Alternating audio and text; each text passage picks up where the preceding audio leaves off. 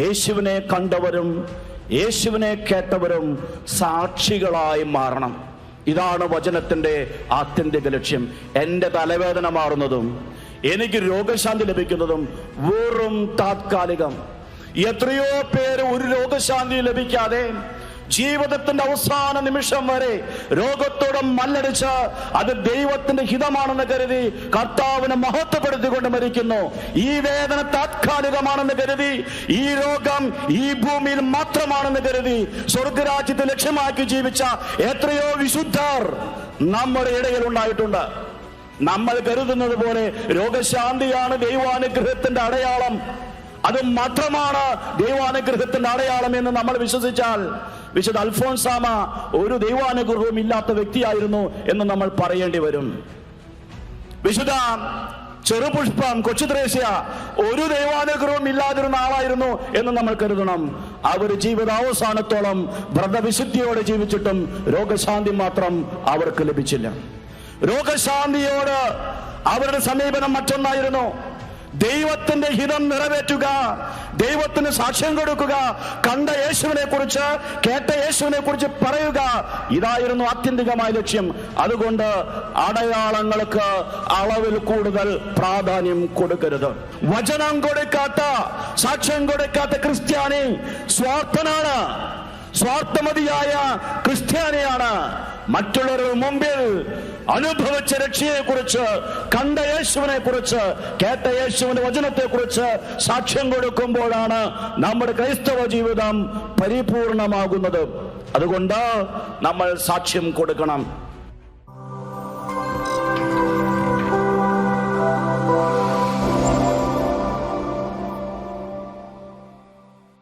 നാം എല്ലാവരും സാക്ഷികളാകാൻ വിളിക്കപ്പെട്ടവരാണ്. വചനം ശ്രവിക്കുന്നതിൻ്റെ ആത്യന്തികമായ ലക്ഷ്യം സാക്ഷികളായി മാറുക എന്നതാണ്.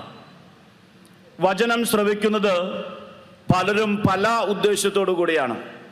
ചിലർ രോഗശാന്തി കിട്ടാൻ വേണ്ടി വചനം ശ്രവിക്കും, ചിലർ കുടുംബസമാധാനം കിട്ടാൻ വേണ്ടി വചനം ശ്രവിക്കും, ചിലർ ജോലി തടസ്സം മാറാൻ വേണ്ടി, വിവാഹ തടസ്സം മാറാൻ വേണ്ടി ധ്യാനത്തിൽ പങ്കെടുക്കും, മറ്റു ചിലർ കടബാധ്യതകൾ മാറാൻ വേണ്ടി ധ്യാനത്തിൽ പങ്കെടുക്കും. പക്ഷെ വാസ്തവത്തിൽ ഒരു ധ്യാനത്തിൽ നമ്മൾ പങ്കെടുക്കേണ്ടത് എന്തിനു വേണ്ടിയാണ്? വചനത്തിൻ്റെ ആത്യന്തികമായ ലക്ഷ്യം എന്താണ്? വചനത്തിൻ്റെ ആത്യന്തികമായ ലക്ഷ്യം രക്ഷ അനുഭവിക്കുകയും ആ രക്ഷയ്ക്ക് സാക്ഷ്യം കൊടുക്കുകയുമാണ്.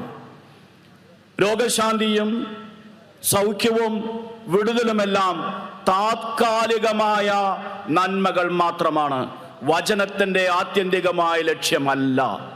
ഒരു പക്ഷെ നിങ്ങൾ സംശയിച്ചേക്കാം. ഞാനൊന്ന് ചോദിക്കട്ടെ, ഈശോ ലാസറിനെ ഉയർപ്പിച്ചു. ഈ ലാസറിനെ നിങ്ങൾ ആരെങ്കിലും കണ്ടിട്ടുണ്ടോ? ഈശോ ഉയർപ്പിച്ച ലാസറിനെ നിങ്ങൾ കണ്ടിട്ടുണ്ടോ? അദ്ദേഹത്തിന് എന്ത് സംഭവിച്ചു? അദ്ദേഹം പിന്നെയും മരിച്ചു. ഈശോ നായിനിലെ വിധവയുടെ മകനെ ഉയർപ്പിച്ചു. ആ യുവാവിനെ നിങ്ങൾ ആരെങ്കിലും കണ്ടിട്ടുണ്ടോ? ആ യുവാവിന് എന്ത് സംഭവിച്ചു? ആ യുവാവ് പിന്നെയും മരിച്ചു. ഈശോ കുഷ്ഠരോഗികളെ സുഖപ്പെടുത്തി, പക്ഷവാത രോഗികളെ സുഖപ്പെടുത്തി, തളർവാദ രോഗികളെ സുഖപ്പെടുത്തി, അപസ്മാര രോഗികളെ സുഖപ്പെടുത്തി. ഈശോ സുഖപ്പെടുത്തിയ ഏതെങ്കിലും ഒരു രോഗിയെ നിങ്ങൾ കണ്ടിട്ടുണ്ടോ? ഏതെങ്കിലും ഒരു രോഗിയെ നിങ്ങൾ കണ്ടിട്ടുണ്ടോ? ഇല്ല. പിന്നെ വേറെ രോഗം വന്ന് അവരും മരിച്ചു. കുഷ്ഠരോഗം വന്ന വ്യക്തി പിന്നെ തളർവാദം വന്ന് മരിച്ചുപോയി കാണും. തളർവാദ രോഗം സുഖപ്പെട്ട വ്യക്തി പിന്നെ വേറെ രോഗം വന്ന് മരിച്ചുപോയി കാണും. അപ്പൊ പിന്നെ ഈശോ എന്തിനാണ് സുഖപ്പെടുത്തിയത്? ഈശോ എന്തിനാണ് മരിച്ചവരെ ഉയർപ്പിച്ചത്? അതൊക്കെ അടയാളങ്ങൾ മാത്രമായിരുന്നു. ശാശ്വതമായ രക്ഷയെ സൂചിപ്പിക്കുന്ന അടയാളങ്ങൾ മാത്രം. പക്ഷെ ഇന്ന് നമുക്ക് എന്താണ് സംഭവിച്ചിരിക്കുന്നത്? ഇന്ന് നമ്മൾ തടസ്സങ്ങൾ മാറലോ അല്ല, അതിനേക്കാളൊക്കെ ഉപരിയായി രക്ഷ പ്രാപിക്കലാണ്. ആ രക്ഷയ്ക്ക് സാക്ഷ്യം കൊടുക്കലാണ്. അതിൻ്റെ ഭാഗമായി രോഗശാന്തി സംഭവിക്കും തീർച്ചയായും, കാരണം വചനത്തിന് ആ ശക്തിയുണ്ട്. വിടുതൽ സംഭവിക്കും, തീർച്ചയായും സംഭവിക്കും, വചനത്തിന് ആ ശക്തിയുണ്ട്. പക്ഷെ നമ്മൾ അവിടെ കുടുങ്ങിക്കിടക്കരുത്. പ്രത്യേകിച്ച് യോഹന്നാന്റെ സുവിശേഷത്തിൽ അത്ഭുതങ്ങൾ എന്നല്ല പറയുന്നത്. അത്ഭുതങ്ങൾ എന്താണെന്നാണ് പറഞ്ഞിരിക്കുന്നത്? യോഹന്നാൻ ശ്ലീഹ പറയുന്നത് അടയാളങ്ങളാണ്. അടയാളങ്ങൾ. കാനായിലെ കല്യാണ വിരുന്നിൽ ഈശോ തന്റെ ആദ്യത്തെ അടയാളം പ്രവർത്തിച്ചു. അത് അത്ഭുതമല്ല, യോഹന്നാന്റെ ഭാഷയിൽ അത് അടയാളമാണ്. എന്തിന്റെ അടയാളമാണ്? യേശുവിന്റെ രക്ഷയുടെ അടയാളം. യേശു ലോകത്തിന് നൽകാൻ പോകുന്ന രക്ഷയുടെ അടയാളമാണത്. നമ്മൾ അത്ഭുതങ്ങൾ എന്ന് കരുതുന്ന പലതും അടയാളങ്ങളാണ്. അടയാളങ്ങളുടെ പ്രത്യേകത എന്താണ്? അടയാളങ്ങൾ മറ്റൊന്നിനെ സൂചിപ്പിക്കുന്നതാണ്. എനിക്ക് രോഗശാന്തി കിട്ടിയാൽ അതൊരു അടയാളം മാത്രമാണ്. ഞാൻ അതിൽ കുടുങ്ങിക്കിടക്കരുത്. എനിക്ക് വിടുതൽ കിട്ടിയാൽ അത് അടയാളമാണ്. ഞാൻ ആ അടയാളത്തിൽ കുടുങ്ങിക്കിടക്കരുത്. അതിനപ്പുറത്തേക്ക് ഞാൻ പോകണം. അതിനപ്പുറത്തെ യാഥാർത്ഥ്യമാണ്, അതിനപ്പുറത്തെ സത്യമാണ് രക്ഷ. വിശുദ്ധ ഗ്രന്ഥത്തിൽ ഒരിടത്തും ഈ വചനം രോഗശാന്തിയുടെ വചനമാണെന്നോ വിടുതലിന്റെ വചനമാണെന്നോ പറഞ്ഞിട്ടില്ല. വിശുദ്ധ ഗ്രന്ഥം വചനത്തെ കുറിച്ച് പറയുന്നത് ഇത് രക്ഷയുടെ സന്ദേശമാണെന്നാണ്. ഇത് രക്ഷയുടെ സന്ദേശമാണ്. ഇതിനെ നമ്മൾ രോഗശാന്തിയുടെ സന്ദേശമാക്കിയും വിടുതലിന്റെ സന്ദേശമാക്കിയും ചെറുതാക്കി കാണിക്കരുത്. വിടുതലിനേക്കാൾ രോഗശാന്തിയേക്കാൾ വലിയ രക്ഷയുടെ സന്ദേശമാണ് ദൈവവചനം. വിശുദ്ധ പൗലോസ് ശ്ലീഹ റോമാക്കാർക്ക് ലേഖനം 1-ാം അധ്യായം 16-ാമത്തെ വചനം നമുക്ക് വായിക്കാം. വിശുദ്ധ പൗലോസ് ശ്ലീഹ റോമാക്കാർക്ക് ലേഖനം 1-ാം അധ്യായം 16-ാമത്തെ വചനം.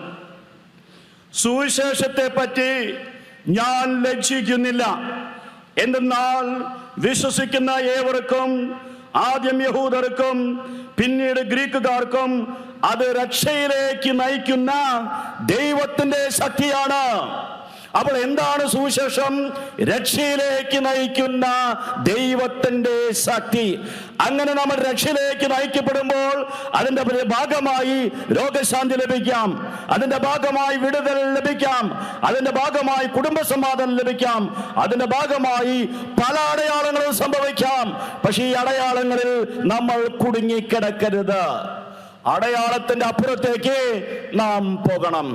വിശുദ്ധ പൗലോസ് ശ്ലീഹ എഫേസോസുകാർക്ക് ലേഖനം 1-ാം അധ്യായം 13-ാമത്തെ വചനം. വിശുദ്ധ പൗലോസ് ശ്ലീഹ എഫേസോസുകാർക്ക് ലേഖനം 1-ാം അധ്യായം 13-ാമത്തെ വചനം. രക്ഷയുടെ സദ്വാർത്തയായ സത്യത്തിന്റെ വചനം ശ്രവിക്കുകയും അവനിൽ വിശ്വസിക്കുകയും ചെയ്ത നിങ്ങളും വാഗ്ദാനം ചെയ്യപ്പെട്ട പരിശുദ്ധാത്മാവിനാൽ അവനിൽ മുദ്രിതരായിരിക്കുന്നു. ദൈവത്തിന്റെ വചനത്തെ പൗലോസ് ശ്ലീഹ എങ്ങനെയാണ് വിശേഷിപ്പിക്കുന്നത്? രക്ഷയുടെ സദ്വാർത്തയായ സത്യത്തിന്റെ വചനം. ഇത് രക്ഷയുടെ വാർത്തയാണ്. ഇത് രോഗശാന്തിയുടെ വാർത്ത മാത്രമല്ല, ഇത് വിടുതലിന്റെ വാർത്ത മാത്രമല്ല, ഇത് അടയാളങ്ങളുടെ വാർത്ത മാത്രമല്ല, അതിനേക്കാളൊക്കെ അപ്പുറത്ത് പരമപ്രധാനമായും ഇത് രക്ഷയുടെ സദ്വാർത്തയാണ്.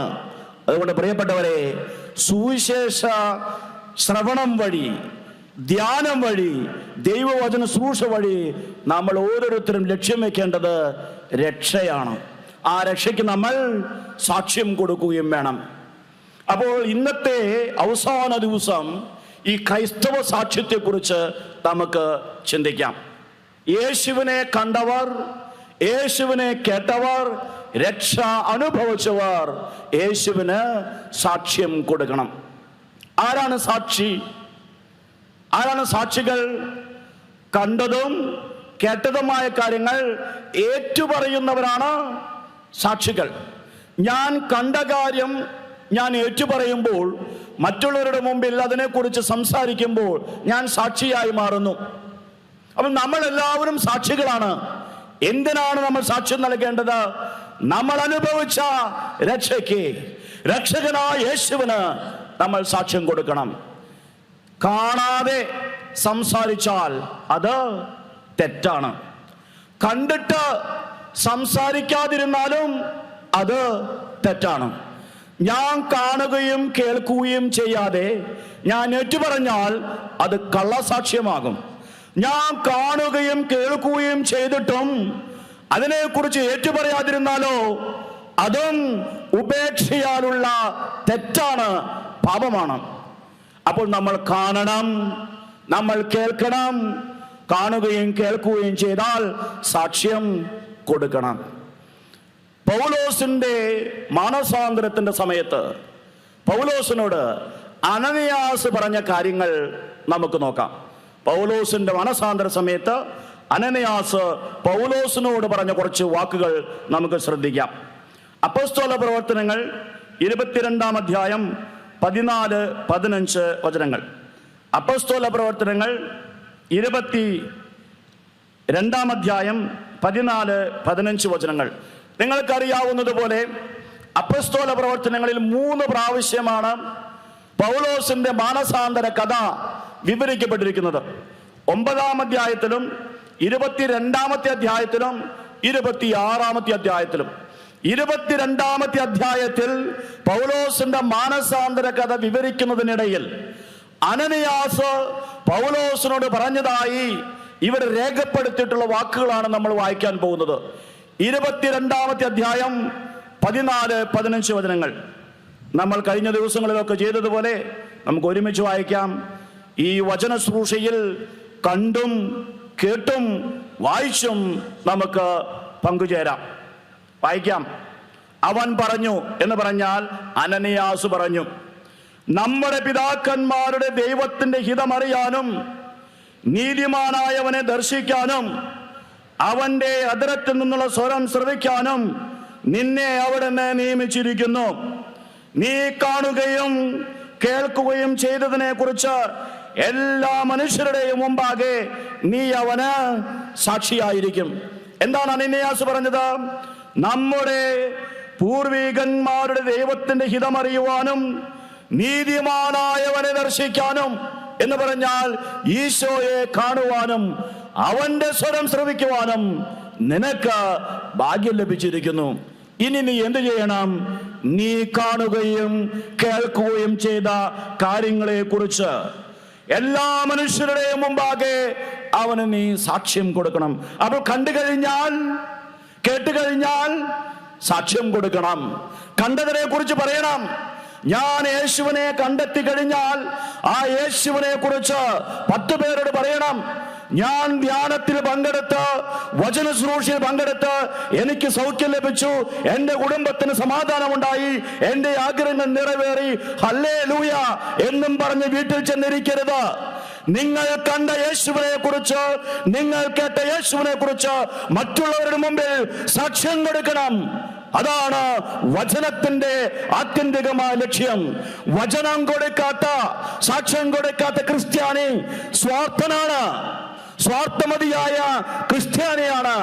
മറ്റുള്ളവരുടെ മുമ്പിൽ അനുഭവിച്ച രക്ഷയെ കുറിച്ച്, കണ്ട യേശുവിനെ കുറിച്ച്, കേട്ട യേശുവിന്റെ വചനത്തെ കുറിച്ച് സാക്ഷ്യം കൊടുക്കുമ്പോഴാണ് നമ്മുടെ ക്രൈസ്തവ ജീവിതം പരിപൂർണമാകുന്നത്. അതുകൊണ്ട് നമ്മൾ സാക്ഷ്യം കൊടുക്കണം. സമരിയാക്കാരി സ്ത്രീ യേശുവിനെ കണ്ടു, യേശുവിന്റെ സ്വരം കേട്ടു, യേശു ക്രിസ്തുവാണെന്ന് മനസ്സിലാക്കിയപ്പോൾ അവൾ എന്താണ് ചെയ്തത്? യോഹന്നാന്റെ സുവിശേഷം 4-ാം അധ്യായം 28-29 വചനങ്ങൾ നമുക്ക് നോക്കാം. യോഹന്നാന്റെ സുവിശേഷം 4-ാം അധ്യായം 28-29 വചനങ്ങൾ നമുക്ക് ഒരുമിച്ച് വായിക്കാം. ആ സ്ത്രീയാകട്ടെ കുടം അവിടെ വെച്ച് പട്ടണത്തിലേക്ക് പോയ ആളുകളോട് പറഞ്ഞു, ഞാൻ പറഞ്ഞ കാര്യങ്ങളെല്ലാം എന്നോട് പറഞ്ഞ ഒരു മനുഷ്യനെ നിങ്ങൾ വന്ന് കാണുവിൻ. യേശു അവളുമായി സംസാരിച്ചു. യേശുവിനെ അവൾ കണ്ടു. സ്വർഗീയ അനുഭൂതി അവൾക്കുണ്ടായി. രക്ഷകനെ കണ്ട ഒരു അനുഭവം അവൾക്കുണ്ടായി. എനിക്ക് രക്ഷ ലഭിച്ചു, എനിക്ക് യേശുവിന്റെ ദർശനം ലഭിച്ചു എന്ന് പറഞ്ഞ് വെള്ളവും കോരി വീട്ടിലേക്ക് പോവുകയല്ല ചെയ്തത്.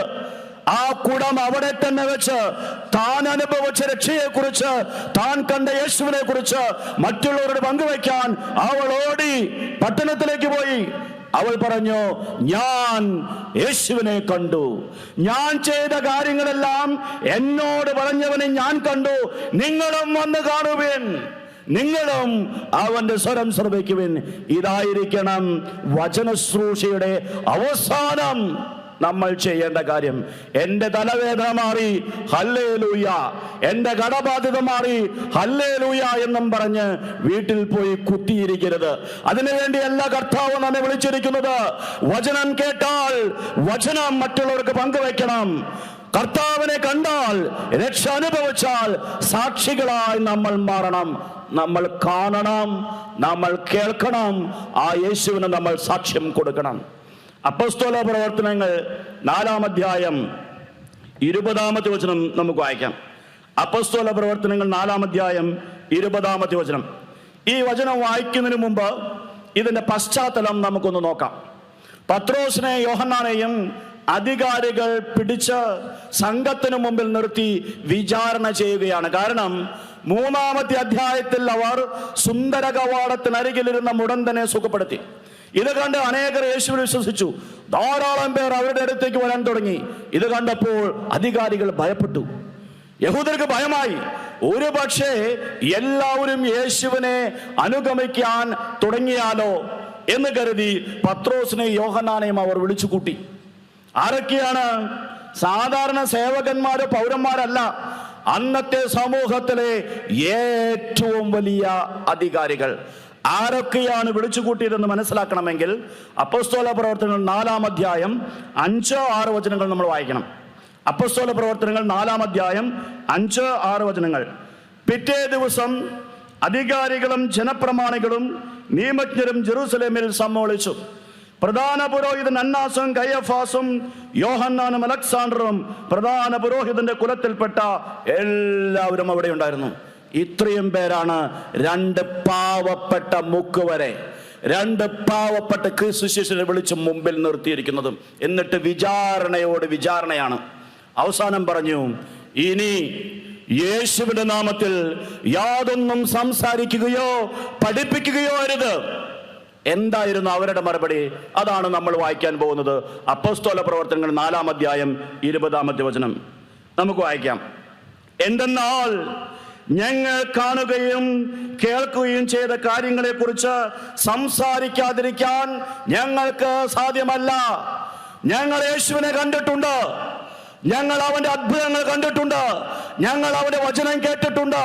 ഞങ്ങൾ കാണുകയും കേൾക്കുകയും ചെയ്ത കാര്യങ്ങളെ കുറിച്ച് സംസാരിക്കാതിരിക്കാൻ ഞങ്ങൾക്ക് സാധ്യമല്ല. നിങ്ങൾക്ക് പേടിപ്പിക്കാം, നിങ്ങൾക്ക് പീഡിപ്പിക്കാം, നിങ്ങൾക്ക് ഭീഷണിപ്പെടുത്താം, നിങ്ങൾക്ക് കൊന്നുകളയാം. പക്ഷേ ഞങ്ങൾ കണ്ട കാര്യങ്ങൾ, ഞങ്ങൾ കേട്ട കാര്യങ്ങൾ ഞങ്ങൾ പങ്കുവയ്ക്കും. സംസാരിക്കാതിരിക്കാൻ ഞങ്ങൾക്ക് സാധിക്കില്ല. ഒരു ആവേശത്തിന്റെ പുറത്ത് അവരങ്ങനെ പറഞ്ഞതാണോ? അല്ല. തിരിച്ചുപോയി അവർ ക്രിസ്തുവിനെ കുറിച്ച് തന്നെ പ്രസംഗിച്ചു. തിരിച്ചുപോയി അവർ സുവിശേഷ പ്രസംഗം നടത്തിക്കൊണ്ടേയിരുന്നു. പ്രിയപ്പെട്ടവരെ, യേശുവിനെ കണ്ടവരും യേശുവിനെ കേട്ടവരും സാക്ഷികളായി മാറണം. ഇതാണ് വചനത്തിന്റെ ആത്യന്തിക ലക്ഷ്യം. എൻ്റെ തലവേദന മാറുന്നതും എനിക്ക് രോഗശാന്തി ലഭിക്കുന്നതും വെറും താത്കാലികം. എത്രയോ പേര് ഒരു രോഗശാന്തി ലഭിക്കാതെ ജീവിതത്തിന്റെ അവസാന നിമിഷം വരെ രോഗത്തോടെ മല്ലടിച്ച് അത് ദൈവത്തിന്റെ ഹിതമാണെന്ന് കരുതി കർത്താവിനെ മഹത്വപ്പെടുത്തിക്കൊണ്ട് മരിക്കുന്നു. ഈ വേദന താത്കാലികമാണെന്ന് കരുതി, ഈ രോഗം ഈ ഭൂമിയിൽ മാത്രമാണെന്ന് കരുതി സ്വർഗരാജ്യത്തെ ലക്ഷ്യമാക്കി ജീവിച്ച എത്രയോ വിശുദ്ധർ നമ്മുടെ ഇടയിൽ ഉണ്ടായിട്ടുണ്ട്. നമ്മൾ കരുതുന്നത് പോലെ രോഗശാന്തിയാണ് ദൈവാനുഗ്രഹത്തിന്റെ അടയാളം, അത് മാത്രമാണ് ദൈവാനുഗ്രഹത്തിന്റെ അടയാളം എന്ന് നമ്മൾ വിശ്വസിച്ചാൽ വിശുദ്ധ അൽഫോൻസാമ ഒരു ദൈവാനുഗ്രഹവും ഇല്ലാത്ത വ്യക്തിയായിരുന്നു എന്ന് നമ്മൾ പറയേണ്ടി വരും. വിശുദ്ധ ചെറുപുഷ്പം കൊച്ചുത്രേസ്യ ഒരു ദൈവാനുഗ്രഹവും ഇല്ലാതിരുന്ന ആളായിരുന്നു എന്ന് നമ്മൾ കരുതണം. അവർ ജീവിതാവസാനത്തോളം വ്രതവിശുദ്ധിയോടെ ജീവിച്ചിട്ടും രോഗശാന്തി മാത്രം അവർക്ക് ലഭിച്ചില്ല. രോഗശാന്തിയോട് അവരുടെ സമീപനം മറ്റൊന്നായിരുന്നു. ദൈവത്തിന്റെ ഹിതം നിറവേറ്റുക, ദൈവത്തിന് സാക്ഷ്യം കൊടുക്കുക, കണ്ട യേശുവിനെ കുറിച്ച് കേട്ട യേശുവിനെ കുറിച്ച് പറയുക, ഇതായിരുന്നു ആത്യന്തികമായ ലക്ഷ്യം. അതുകൊണ്ട് അടയാളങ്ങൾക്ക് അളവിൽ കൂടുതൽ പ്രാധാന്യം കൊടുക്കരുത്. അത്ഭുതങ്ങൾക്ക് അളവിൽ കൂടുതൽ പ്രാധാന്യം കൊടുക്കരുത്. രക്ഷയാണ് നമ്മുടെ ലക്ഷ്യം. രക്ഷയിലേക്കാണ് നമ്മൾ വിളിക്കപ്പെട്ടിരിക്കുന്നത്. ഈ രക്ഷ അനുഭവിക്കാനും ഈ രക്ഷ പങ്കുവെക്കുവാനുമാണ് ക്രിസ്ത്യാനികൾ പാടുപെടേണ്ടത്. ഇതാണ് നമ്മുടെ ലക്ഷ്യം. നമ്മൾ യേശുവിനെ കാണണം, നമ്മൾ യേശുവിനെ കേൾക്കണം, അവനെ അനുഭവിക്കണം, അവനെ മറ്റുള്ളവർക്ക് പങ്കുവയ്ക്കണം. പ്രിയ സഹോദരീ സഹോദരന്മാരെ, ഇതുവരെ ഞാൻ ആമുഖമായി പറഞ്ഞ കാര്യം എന്താണ്? ദൈവവചനത്തിൻ്റെ അവസാനത്തെ ലക്ഷ്യം രോഗശാന്തിയോ വിടുതലോ അത്ഭുതങ്ങളോ അടയാളങ്ങളോ ഒന്നുമല്ല. യേശു ഉയർപ്പിച്ച ലാസർ പിന്നെയും മരിച്ചു. യേശു സുഖപ്പെടുത്തിയ രോഗികളെല്ലാവരും പിന്നീട് വേറെ രോഗം വന്ന് മരിച്ചു. അങ്ങനെയെങ്കിൽ അത് താത്കാലികമാണ് എന്ന് നമ്മൾ മറക്കരുത്. യേശു ഈ ലോകത്തിലേക്ക് വന്നത് രോഗശാന്തി നൽകാനല്ല, ആത്യന്തികമായ രക്ഷ നൽകാനാണ്. ആ രക്ഷയുടെ ഭാഗമായിട്ടാണ് യേശു രോഗശാന്തി നൽകിയത്. അതുകൊണ്ട് രക്ഷയെ കുറിച്ച് ചിന്തിക്കാതെ രോഗശാന്തിയെ കുറിച്ച് മാത്രം ചിന്തിക്കുന്നത്, രക്ഷയെ കുറിച്ച് ചിന്തിക്കാതെ വിടുതലിനെ കുറിച്ച് മാത്രം ചിന്തിക്കുന്നത്, രക്ഷയെ കുറിച്ച് ചിന്തിക്കാതെ മക്കളുടെ വിദ്യാഭ്യാസത്തെ കുറിച്ചും ഉദ്യോഗത്തെ കുറിച്ചും അവരുടെ ജോലിയെ കുറിച്ചും മാത്രം ചിന്തിക്കുന്നത് വചനത്തിന്റെ ലക്ഷ്യത്തിൽ പെടുന്നതായി നമുക്ക് കരുതാൻ സാധിക്കില്ല. അതുകൊണ്ട് വചനം ആത്യന്തികമായി രക്ഷയുടെ സന്ദേശമാണ്. വിശുദ്ധ പൗലോസ്ലിഹ റോമാക്കാർക്ക് നൽകുന്ന 1-ാം അധ്യായം 16-ാമത്തെ വചനവും വിശുദ്ധ പൗലോസ്ലിഹ എഫേസുസുകാർക്ക് 1-ാം ലേഖനം 13-ാമത്തെ വചനവും നാം കണ്ടു. രണ്ടാമതായി നാം കണ്ട കാര്യം, യേശുവിനെ കണ്ടവരും കേട്ടവരുമെല്ലാം സാക്ഷികളായി മാറി. കണ്ടത് ഏറ്റുപറയുന്നവരാണ് സാക്ഷികൾ, കേട്ടത് ഏറ്റുപറയുന്നവരാണ് സാക്ഷികൾ. അപ്പോൾ യേശുവിനെ കണ്ടവർ, യേശുവിനെ കേട്ടവർ സാക്ഷികളായി മാറി. വിശുദ്ധ പൗലോസ്ലിഹ അപ്പോസ്തല പ്രവർത്തനങ്ങൾ 22-ാം അധ്യായം 14 മുതൽ 15 വരെ വചനങ്ങൾ. സമരിയാക്കാരി സ്ത്രീ യോഹന്നാന്റെ സുവിശേഷം 4-ാം അധ്യായം 28-29 വചനങ്ങൾ. കണ്ടതും കേട്ടതുമായ കാര്യങ്ങളെക്കുറിച്ച് സാക്ഷ്യം കൊടുക്കാതിരിക്കാൻ സാധിക്കില്ല എന്ന് പറയുന്ന പത്രോസും യോഹന്നാനും. അപ്പോസ്തല പ്രവർത്തനങ്ങൾ 4-ാം അധ്യായം 20-ാമത്തെ വചനം. അപ്പോൾ ആദ്യം നമ്മൾ യേശുവിനെ കാണണം, യേശുവിനെ അനുഭവിക്കണം, യേശുവിനെ മനസ്സിലാക്കണം. അതിനെക്കുറിച്ച് നമ്മൾ ആദ്യം ചിന്തിക്കാം. യേശുവിനെ നമ്മൾ എങ്ങനെയാണ് അനുഭവിക്കേണ്ടത്? യേശുവിനെ എങ്ങനെയാണ് നമ്മൾ മനസ്സിലാക്കേണ്ടത്? രണ്ടാമത്തെ ഭാഗം എന്താണ്? അനുഭവിച്ച, മനസ്സിലാക്കിയ യേശുവിന് സാക്ഷ്യം കൊടുക്കുക. യേശുവിനെ മനസ്സിലാക്കുക എന്ന് പറയുമ്പോൾ 3 കാര്യങ്ങൾ നമ്മൾ മനസ്സിലാക്കണം. ഒന്നാമതായി, ഈ ഭൂമിയിൽ യേശുവല്ലാതെ ഒരു രക്ഷകനില്ല. യേശു ഏകരക്ഷകനാണ്, യേശു ലോകരക്ഷകനാണ്. അവനിലൂടെ മാത്രമാണ് രക്ഷ, അവനാണ് ഈ ലോകത്തിന്റെ രക്ഷ എന്ന് നമ്മൾ മനസ്സിലാക്കണം. എങ്ങനെയാണ് നമുക്കത് പറയാൻ സാധിക്കുക? നമുക്ക് വചനത്തിലേക്ക് പോകാം. യോഹന്നാന്റെ സുവിശേഷം 1-ാം അധ്യായം 18-ാമത്തെ വചനം. ഇനി ഞാൻ പറയുന്ന കാര്യങ്ങൾ യേശു ഏകരക്ഷകനാണെന്ന്, ലോകരക്ഷകനാണെന്ന് മനസ്സിലാക്കാൻ വേണ്ടി ഞാൻ പറയാൻ പോകുന്ന കാര്യങ്ങൾ നിങ്ങൾ വളരെ ശ്രദ്ധയോടെ കേൾക്കണം. യേശു ലോകരക്ഷകനാണ് എന്ന് പറയുന്നത് വെറുതെ ഒരു ആവേശത്തിന് നമ്മൾ പറയുന്ന കാര്യമല്ല, സത്യമാണ്. ദൈവവചനം നമ്മെ പഠിപ്പിക്കുന്നതാണ്. അതുകൊണ്ട് ഇത് നമ്മൾ മനസ്സിലാക്കണം. ആദ്യമായിട്ട് നമ്മൾ വായിക്കുന്ന വചനം യോഹന്നാന്റെ സുവിശേഷം 1-ാം അധ്യായം 18-ാമത്തെ വചനം. ഒരുമിച്ച് വായിക്കാം. ദൈവത്തെ ആരും ഒരിക്കലും കണ്ടിട്ടില്ല, പിതാവുമായി ഗാഢബന്ധം പുലർത്തുന്ന ദൈവം തന്നെയായ ഏകജാതനാണ് അവിടുത്തെ വെളിപ്പെടുത്തിയത്. ഒരിക്കൽ കൂടി നമുക്ക് വായിക്കാം. ദൈവത്തെ ആരും ഒരിക്കലും കണ്ടിട്ടില്ല. ഇത് യേശുവിന്റെ ജനനം വരെയുള്ള കാര്യമാണ്. ആരും ഒരിക്കലും ദൈവത്തെ കണ്ടിട്ടില്ല. ദൈവം അദൃശ്യനാണ്, ദൈവം രൂപമില്ലാത്തവനാണ്. അപ്പോൾ എന്നെ സംബന്ധിച്ചിടത്തോളം ഈ അദൃശ്യനായ ദൈവത്തെ ഞാൻ എങ്ങനെ വിശ്വസിക്കും? രൂപമില്ലാത്തൊരു ദൈവത്തെ ഞാൻ എങ്ങനെ കാണും? എനിക്ക് രോഗങ്ങളുണ്ട്, എനിക്ക് കഷ്ടപ്പാടുകളുണ്ട്, എനിക്ക് ആധ്യാത്മിക ദാഹമുണ്ട്, എനിക്ക് ദൈവത്തെ കാണാനുള്ള ആഗ്രഹമുണ്ട്.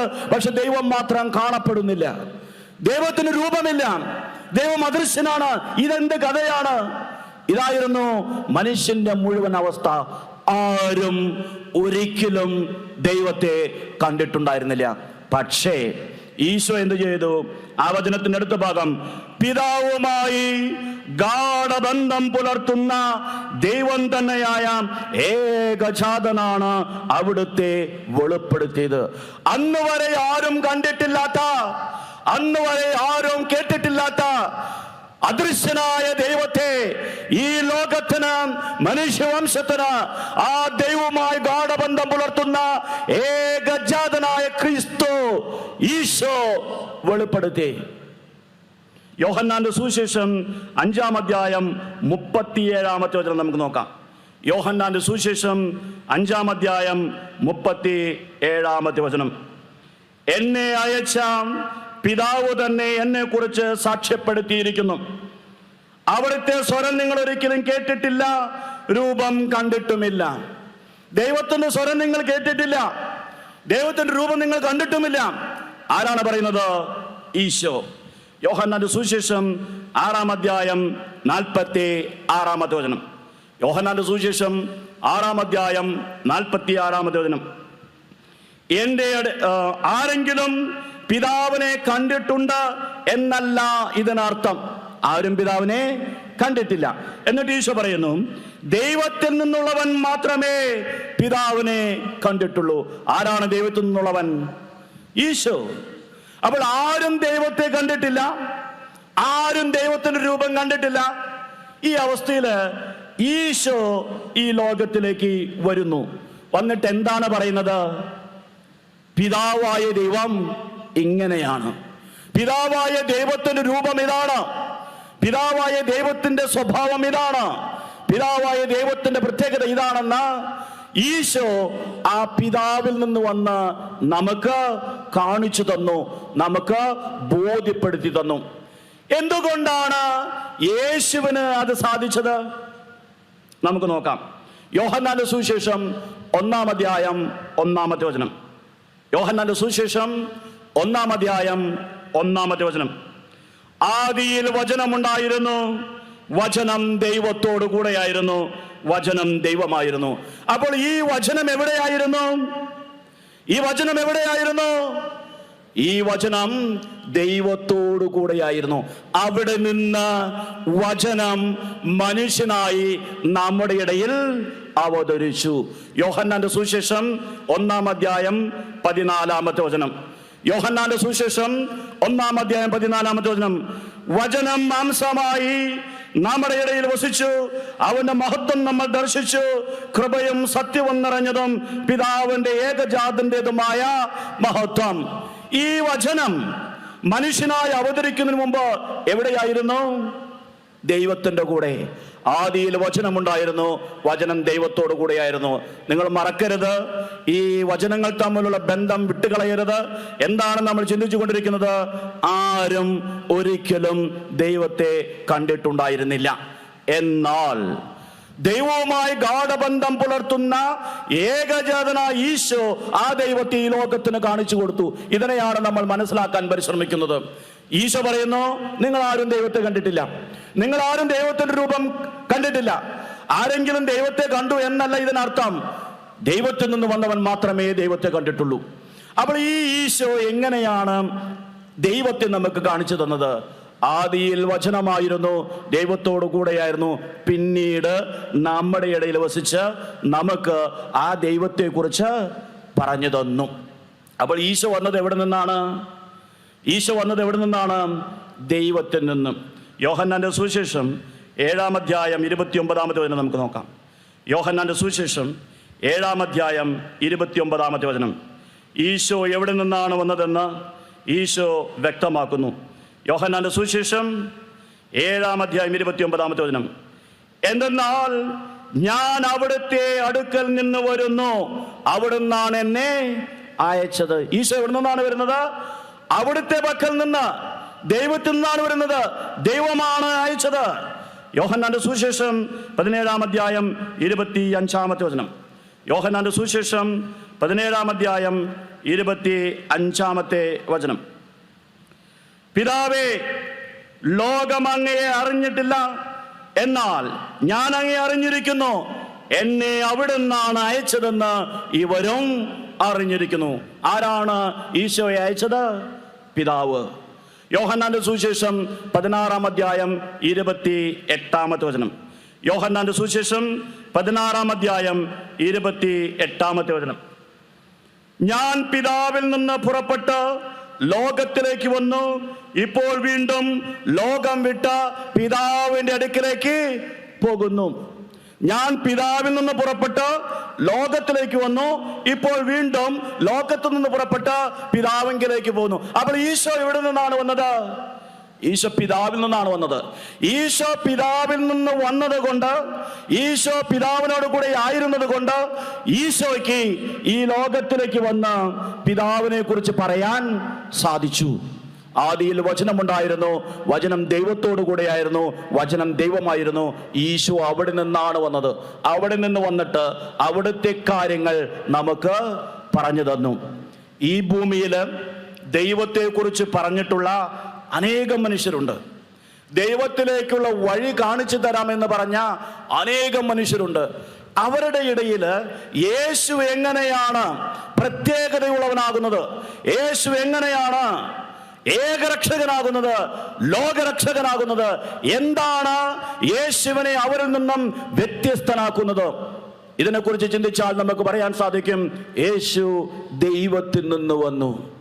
യേശു ഉന്നതത്തിൽ നിന്ന് വന്നു. മറ്റുള്ളവരുടെ നിന്നാണ് വന്നത്? മറ്റുള്ളവർ ഈ ഭൂമിയിൽ നിന്ന് വന്നു. മറ്റുള്ളവർ മനുഷ്യരിൽ നിന്ന് വന്നു.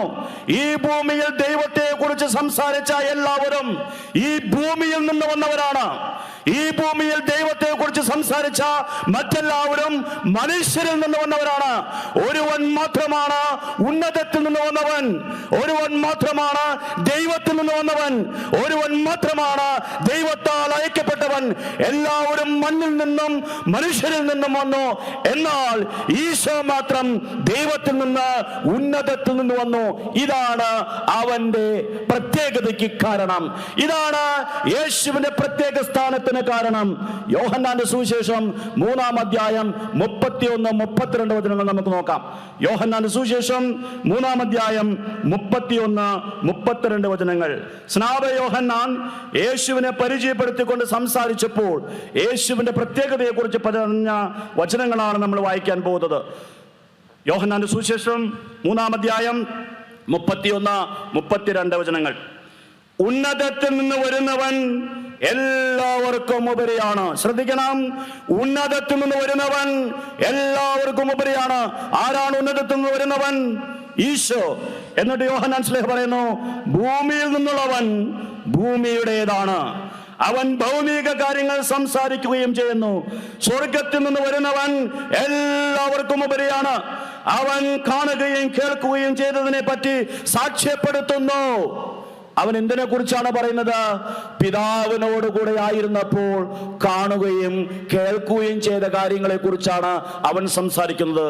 മറ്റുള്ളവർ സംസാരിക്കുന്നതോ ഒരിക്കലും കാണാത്ത ദൈവത്തെക്കുറിച്ച് സംസാരിക്കുന്നു.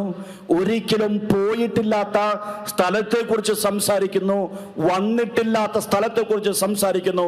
ഈശോ സംസാരിക്കുന്നതോ കൂടെയായിരുന്ന പിതാവിനെ കുറിച്ച്, താൻ വന്ന ദൈവസന്നിധിയെക്കുറിച്ച്, താൻ തിരിച്ചു പോകുന്ന ദൈവത്തിൻ്റെ സാന്നിധ്യത്തെക്കുറിച്ചാണ് ഈശോ സംസാരിക്കുന്നത്.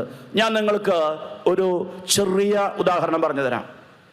ഞാൻ ഒരിക്കലും അമേരിക്കയിലേക്ക് പോയിട്ടില്ല. അമേരിക്ക ഞാൻ കണ്ടിട്ടില്ല. പത്രത്തിലും പുസ്തകങ്ങളിലുമൊക്കെ അമേരിക്കയെക്കുറിച്ച് പറഞ്ഞിട്ടുള്ള കാര്യങ്ങൾ ഞാൻ വായിച്ചിട്ടുണ്ട്, ഞാൻ കേട്ടിട്ടുണ്ട്. അമേരിക്കയെക്കുറിച്ച് കുറച്ച് കാര്യങ്ങളൊക്കെ അവരും ഇവരും പറഞ്ഞതൊക്കെ ഞാൻ കേട്ടിട്ടുണ്ട്.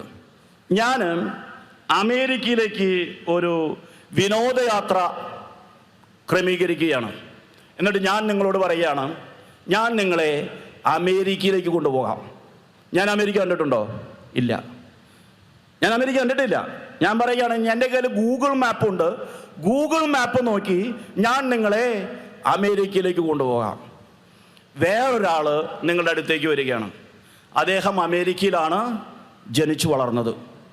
അമേരിക്ക എന്താണെന്നും അമേരിക്കയുടെ കാര്യങ്ങൾ എന്താണെന്നും വ്യക്തമായിട്ട് അറിയും. അവിടെ നിന്നാണ് വന്നിരിക്കുന്നത്, തിരിച്ച് അങ്ങോട്ട് തന്നെയാണ് പോകുന്നത്. ഞാൻ ഒരു വശത്ത് പറയുന്നു, ഞാൻ നിങ്ങളെ അമേരിക്കയിലേക്ക് കൊണ്ടുപോകാം. ഞാൻ അവിടെ നിന്ന് വന്നവനല്ല, ഞാൻ അവിടെ കണ്ടിട്ടില്ല, ഒരിക്കലും പോയിട്ടില്ല.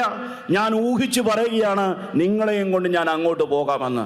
പക്ഷെ ആ മനുഷ്യനോ അവിടെ നിന്നാണ് വന്നത്, അവിടെയാണ് ജനിച്ചത്, അങ്ങോട്ടാണ് പോകുന്നത്, എല്ലാ കാര്യങ്ങളും അറിയാം.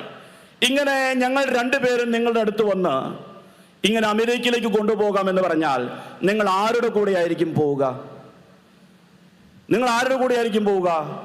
നിങ്ങൾക്ക് എന്തെങ്കിലും ബോധമുണ്ടെങ്കിൽ എൻ്റെ കൂടെ വരില്ല. കാരണം എന്താണ്? ഞാൻ അവിടെ നിന്നല്ല വരുന്നത്, ഞാൻ അങ്ങോട്ട് പോയിട്ടില്ല, അവിടുത്തെ ഒരു കാര്യം എനിക്കറിയില്ല. പക്ഷെ മറ്റേ ആളോ അവിടെ ജനിച്ചു വളർന്നവനാണ്, അവിടെ നിന്നാണ് വരുന്നത്, അങ്ങോട്ടാണ് പോകുന്നത്. ഇതാണ് ഈശോയും മറ്റുള്ളവരും തമ്മിലുള്ള വ്യത്യാസം. മറ്റുള്ളവര് ഈ ഭൂമിയിൽ നിന്ന് ജനിച്ച് സ്വന്തം ബുദ്ധിശക്തി ഉപയോഗിച്ച് കാണപ്പെടാത്ത ദൈവത്തെക്കുറിച്ച് കുറച്ച് കാര്യങ്ങൾ ഊഹിച്ച് പറയുന്നു. കാണപ്പെടാത്ത ദൈവത്തിന്റെ പ്രത്യേകതകളെ കുറിച്ച് അവരുടെ ബുദ്ധിശക്തി കൊണ്ട്, ദർശനശക്തി കൊണ്ട് കുറച്ച് കാര്യങ്ങൾ പറയുന്നു. ഈശോയോ അവിടെ നിന്ന് വന്നിട്ട് അവൻ ആരുടെ കൂടെ ആയിരുന്നോ ആ പിതാവിനെ കുറിച്ച്, അവൻ കണ്ട പിതാവിനെ കുറിച്ച്, അവൻ കേട്ട പിതാവിനെ കുറിച്ച്, അവൻ ഏത് വഴിയിലൂടെയാണ് വന്നത് ആ വഴിയെ കുറിച്ച് സംസാരിക്കുന്നു. യോഹന്നാന്റെ സുവിശേഷം 16-ാം അധ്യായം 28-ാമത്തെ വചനത്തിൽ നാം കണ്ടു, ഞാൻ പിതാവിൽ നിന്ന് പുറപ്പെട്ട് ഈ ലോകത്തിലേക്ക് വന്നു, വീണ്ടും ഈ ലോകത്തു നിന്ന് പുറപ്പെട്ട് പിതാവിങ്കലേക്ക് പോകുന്നു. ഈ വഴിയെ കുറിച്ചാണ് അവൻ പറഞ്ഞത്. ഈ വഴിയെ കുറിച്ചാണ് അവൻ പറഞ്ഞത്. യോഹന്നാന്റെ സുവിശേഷം 14-ാം അധ്യായം 6-ാമത്തെ വചനത്തിൽ, ഞാനാകുന്നു വഴിയും സത്യവും ജീവനും, എന്നിലൂടെ അല്ലാതെ ആരും പിതാവിന്റെ പക്കലേക്ക് പോകുന്നില്ല. ഒരൊറ്റ വഴിയേ ഉള്ളൂ, അത് യേശു ക്രിസ്തുവാണ്. ഒറ്റ രക്ഷകനേ ഉള്ളൂ, അത് യേശു ക്രിസ്തുവാണ്. മറ്റെല്ലാവരും ഭൂമിയിൽ നിന്ന് വന്നു, അവർ ഭൂമിയുടെ കാര്യങ്ങൾ സംസാരിക്കുന്നു, സ്വന്തം ബുദ്ധിശക്തി കൊണ്ട് സംസാരിക്കുന്നു. യേശുവോ കണ്ട കാര്യങ്ങളും കേട്ട കാര്യങ്ങളും സംസാരിക്കുന്നു. അതാണ് യോഹന്നാൻ ശ്ലീഹ യേശുവിനെ കുറിച്ച് പറഞ്ഞത്, ഉന്നതത്തിൽ നിന്ന് വരുന്നവൻ എല്ലാവർക്കും ഉപരിയാണ്, ഭൂമിയിൽ നിന്നുള്ളവൻ ഭൂമിയുടേതാണ്. അവന്റെ ചിന്ത ഈ ഭൂമിയുടേതാണ്, അവൻ ഈ ഭൂമിയുടെയാണ്, അവൻ മണ്ണാണ്, അവൻ മനുഷ്യരിൽ നിന്ന് വന്നവനാണ്. ഈശോയോ ദൈവമാണ്, ദൈവത്തിൽ നിന്ന് വന്നവനാണ്, ദൈവത്തിന്റെ പ്രതിപുരുഷനാണ്, ദൈവത്തോട് സമനാണ്. അവൻ വന്നിട്ട് എന്തിനെ കുറിച്ചാണ് സംസാരിക്കുന്നത്? താൻ കാണുകയും കേൾക്കുകയും ചെയ്തതിനെ കുറിച്ച് സാക്ഷ്യപ്പെടുത്തുന്നു. ഈശോ ഈ ഭൂമിയിലായിരുന്നപ്പോൾ ശിഷ്യന്മാരോട് പലപ്പോഴും പറഞ്ഞിട്ടുണ്ട്, ഞാൻ നിങ്ങളോട് പറയുന്ന കാര്യങ്ങൾ എൻ്റെ ഇഷ്ടത്തിനനുസരിച്ച് പറയുന്ന കാര്യങ്ങളല്ല, എൻ്റെ പിതാവിൻ്റെ സന്നിധിയിൽ ഞാൻ കണ്ടതും കേട്ടതുമായ കാര്യങ്ങളാണ്. കുറച്ച് ഉദാഹരണങ്ങൾ നമുക്ക് നോക്കാം. യോഹന്നാന്റെ സുവിശേഷം 5-ാം അധ്യായം 19-ാമത്തെ വചനം. യോഹന്നാന്റെ സുവിശേഷം 5-ാം അധ്യായം 19-ാമത്തെ വചനം. യേശു അവരോട് പറഞ്ഞു, സത്യം സത്യമായി ഞാൻ നിങ്ങളോട് പറയുന്നു, പിതാവ് ചെയ്തു കാണുന്നതല്ലാതെ പുത്രനെ സ്വന്തം ഇഷ്ടമനുസരിച്ച് ഒന്നും പ്രവർത്തിക്കാൻ സാധിക്കുകയില്ല. എന്നാൽ പിതാവ് ചെയ്യുന്നതെല്ലാം അപ്രകാരം തന്നെ പുത്രനും ചെയ്യുന്നു. പിതാവ് ചെയ്തു കാണുന്നതല്ലാതെ പുത്രനെ ഒന്നും ചെയ്യാൻ സാധിക്കില്ല. എന്നാൽ പിതാവ് ചെയ്യുന്നതെല്ലാം പുത്രനും അതുപോലെ തന്നെ ചെയ്യുന്നു. എപ്പോഴാണ് പിതാവ് ചെയ്തത് ഈ പുത്രൻ കണ്ടത്? ആദിയിൽ വചനമുണ്ടായിരുന്നു, വചനം ദൈവത്തോടു കൂടെയായിരുന്നു. ഇങ്ങനെ ഈ അദൃശ്യനായ പിതാവിനെ ഞാൻ കണ്ടിട്ടുണ്ട്, ഈ അദൃശ്യനായ പിതാവ് ചെയ്യുന്നത് ഞാൻ കണ്ടിട്ടുണ്ട് എന്ന് പറയാൻ ഈ ഭൂമിയിൽ യേശുവിനല്ലാതെ ആർക്ക് സാധിക്കും? ഈ ദൈവത്താൽ ഐക്യപ്പെട്ട ഏകൈക പുത്രൻ, ഏക രക്ഷകൻ, അവൻ യേശുവനാണ്. ഞാൻ പിതാവിനെ കണ്ടിട്ടുണ്ട്, ആ പിതാവ് ചെയ്ത കാര്യങ്ങളാണ് ഞാൻ ചെയ്യുന്നതെന്ന് ഈ ഭൂമിയിൽ ഒരു മനുഷ്യനും അവകാശപ്പെടാൻ സാധിക്കില്ല. യോഹന്നാന്റെ സുവിശേഷം 8-ാം അധ്യായം 38-ാമത്തെ വചനം. യോഹന്നാന്റെ സുവിശേഷം 8-ാം അധ്യായം 38-ാമത്തെ വചനം. എന്റെ പിതാവിന്റെ സന്നിധിയിൽ കണ്ടവയെ പറ്റി ഞാൻ സംസാരിക്കുന്നു. എന്തിനെ കുറിച്ചാണ് ഈശോ സംസാരിക്കുന്നത്? എന്റെ പിതാവിന്റെ സന്നിധിയിൽ കണ്ടവയെ പറ്റി. ഒരിക്കലും അങ്ങോട്ട് പോയിട്ടില്ലാത്ത, അവിടെ നിന്ന് വന്നിട്ടില്ലാത്ത, ആ ദൈവത്തിന്റെ കൂടെ ആയിരുന്നിട്ടില്ലാത്ത, ഈ ഭൂമിയിൽ നിന്ന് വന്ന മനുഷ്യരിൽ നിന്ന് ജനിച്ച ആർക്കാണ് ഇത് പറയാൻ സാധിക്കുക? ആർക്കാണിത് പറയാൻ സാധിക്കുക? എന്റെ പിതാവിന്റെ സന്നിധിയിൽ ഞാൻ കണ്ട കാര്യങ്ങളാണ് നിങ്ങളോട് സംസാരിക്കുന്നത് പറയാൻ പിതാവിനോട് കൂടെ ആയിരുന്ന, പിതാവിൽ നിന്ന് വന്ന, പിതാവിനാൽ ഐക്യപ്പെട്ട യേശുവിന് മാത്രമേ സാധിക്കൂ. ഇനി യേശു കേട്ട കാര്യങ്ങളെ കുറിച്ച് പറയുന്നുണ്ട്. യോഹന്നാന്റെ സുവിശേഷം 7-ാം അധ്യായം 16-ാമത്തെ വചനം. യോഹന്നാന്റെ സുവിശേഷം 7-ാം അധ്യായം 16-ാമത്തെ വചനം. യേശു പറഞ്ഞു, എന്റെ പ്രബോധനം എന്റെ സ്വന്തമല്ല, എന്നെ അയച്ചവൻ്റെതത്രേ. ഞാൻ നിങ്ങളോട് പറയുന്ന ഒരു കാര്യവും എൻ്റെ അല്ല, എന്നെ അയച്ചതാണ്, അയച്ചവന്റെ വചനമാണ് ഞാൻ നിങ്ങളോട് പറയുന്നത്. യോഹന്നാന്റെ സുവിശേഷം 8-ാം അധ്യായം 26-ാമത്തെ വചനം. യോഹന്നാന്റെ സുവിശേഷം 8-ാം അധ്യായം 26-ാമത്തെ വചനം. എനിക്ക് നിങ്ങളെ കുറിച്ച് പലതും പറയാനും വിധിക്കാനുമുണ്ട്. എന്നെ അയച്ചവൻ സത്യവാനാണ്, അവിടുത്തെ അധരത്തിൽ നിന്ന് കേട്ടത് ഞാൻ ലോകത്തോട് പറയുന്നു. ഞാൻ എന്താണ് ഈ ലോകത്തോട് പറയുന്നത്? പിതാവിന്റെ സന്നിധിയിലായിരുന്നപ്പോൾ അവിടുത്തെ അധരത്തിൽ നിന്ന് കേട്ടത്. ഇങ്ങനെ ഈ ഭൂമിയിൽ ദൈവത്തിന്റെ അധരത്തിൽ നിന്ന് കേട്ടത് ഞാൻ നിങ്ങളോട് സംസാരിക്കുന്നു എന്ന് പറയാൻ ആർക്കാണ് സാധിക്കുക? അവിടെ നിന്ന് വന്നവന്, അവിടെ പിതാവിനോട് കൂടെ ആയിരുന്നവന്, അവിടേക്ക് തിരിച്ചു പോയവന് മാത്രമാണ് ഇത് സാധിക്കുക.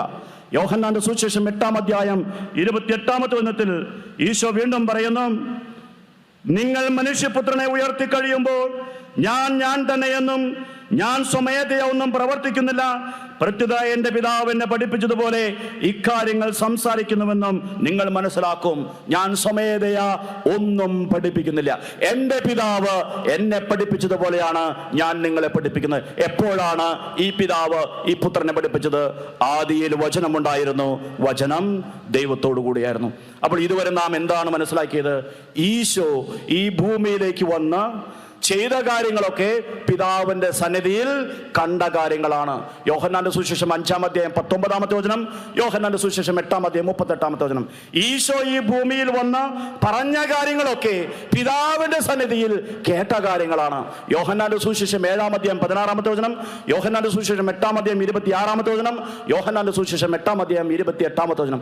അതുകൊണ്ടാണ് യോഹന്നാൻ സ്ലേഹ പറഞ്ഞത്, സ്നാപയോഹന്നാൻ പറഞ്ഞത്, ഉന്നതത്തിൽ നിന്ന് വരുന്നവൻ താൻ കണ്ടതും കേട്ടതുമായ കാര്യങ്ങളെക്കുറിച്ച് സാക്ഷ്യം കൊടുക്കുന്നു.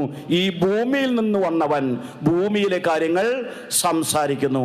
അപ്പോൾ നമ്മൾ ആര് പറയുന്നതാണ് കേൾക്കേണ്ടത്?